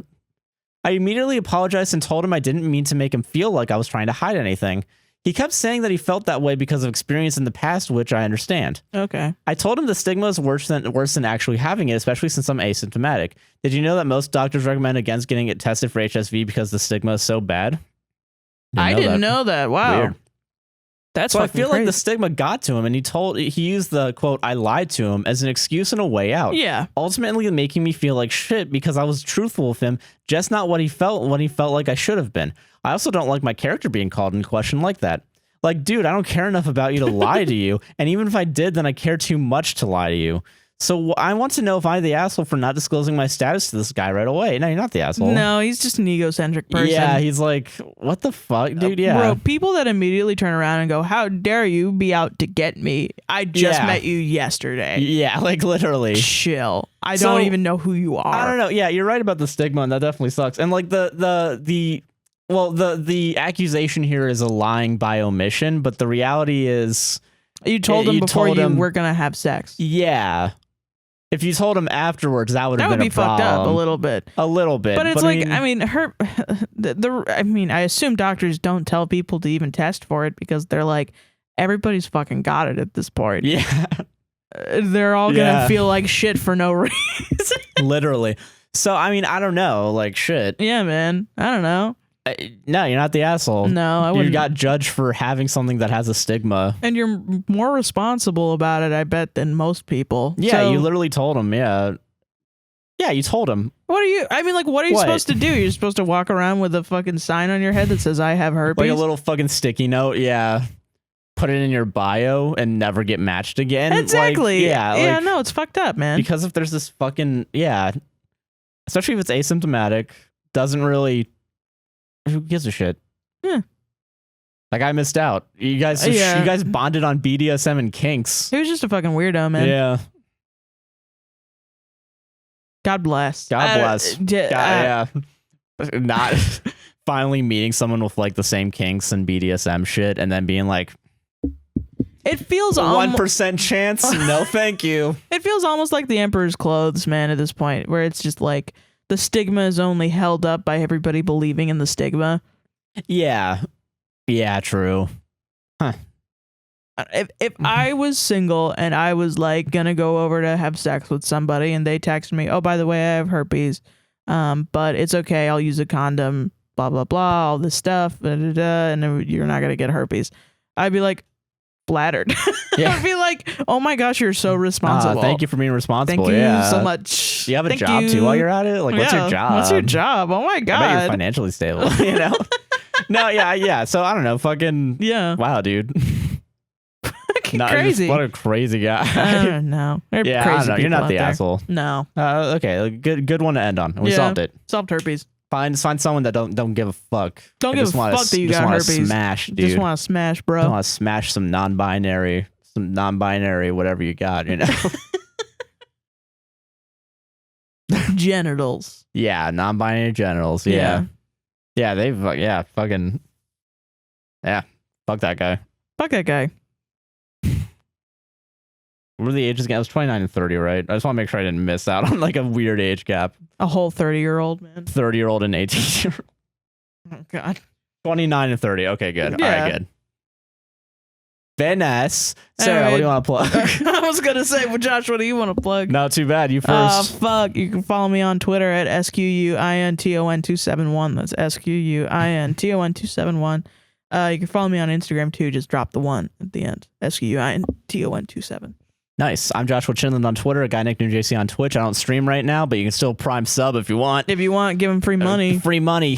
Steal some money from Jeff Bezos and give me a Prime sub. Hell yeah. You steal $2.50 from your Prime subscription to me. Right. What is it? A podcast will save this on Instagram and Facebook. APWSTR on YouTube, TikTok, Twitter. The podcast will save this relationship on all podcasting platforms that I'm aware of. Right. Patreon and buy me a coffee, APWSTR, $5 a month. Oh, by the way, if you want to send us like stories that don't really have a we have to do a separate one for that, I think. for Carly, like a separate Yeah, TikTok. oh yeah, true. Yeah. But if you guys don't want to like, if you guys wanted to send a story that doesn't have advice, you can still send those. I've been told Yeah, by you my just- producers that I need to mention that. No, I'm joking. But yeah, if you're just like, oh, I just want to tell them a story. I don't actually want yeah, advice. I think we had a few of those today, didn't we? Yeah, I think so. I think definitely send those in. We're definitely looking for more lighter stories because sometimes it's like above our pay grade for sure. Yeah. And it's What not. do you mean? When does that happen? That didn't happen today, right? It's definitely something that, like, you know, we're like, we don't want to pretend like we're your therapist. We're just your we're just some assholes. Your goofy guy and gals. Yeah. Sitting here goofing about. Exactly. Yeah. Yeah. But yeah, no, I guess that's about it. If you Patreon $5 or more, you're about to be on the end credits. Oh, so you better join up. You better join up. Here you come. But yeah, enjoy it. Thank you all for watching. Appreciate you guys. Thank you. Bye. Bye.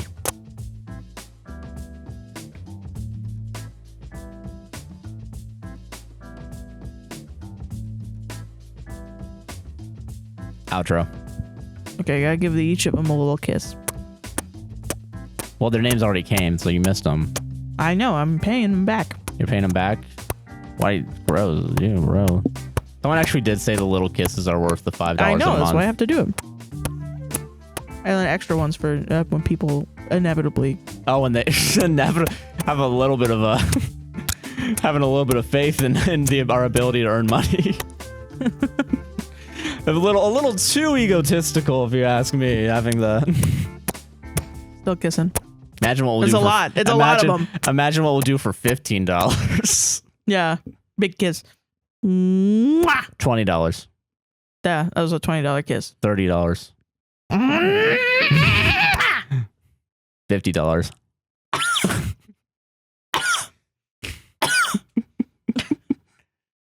What would you do for What would you do? $2.50? I'll eat a whole fish.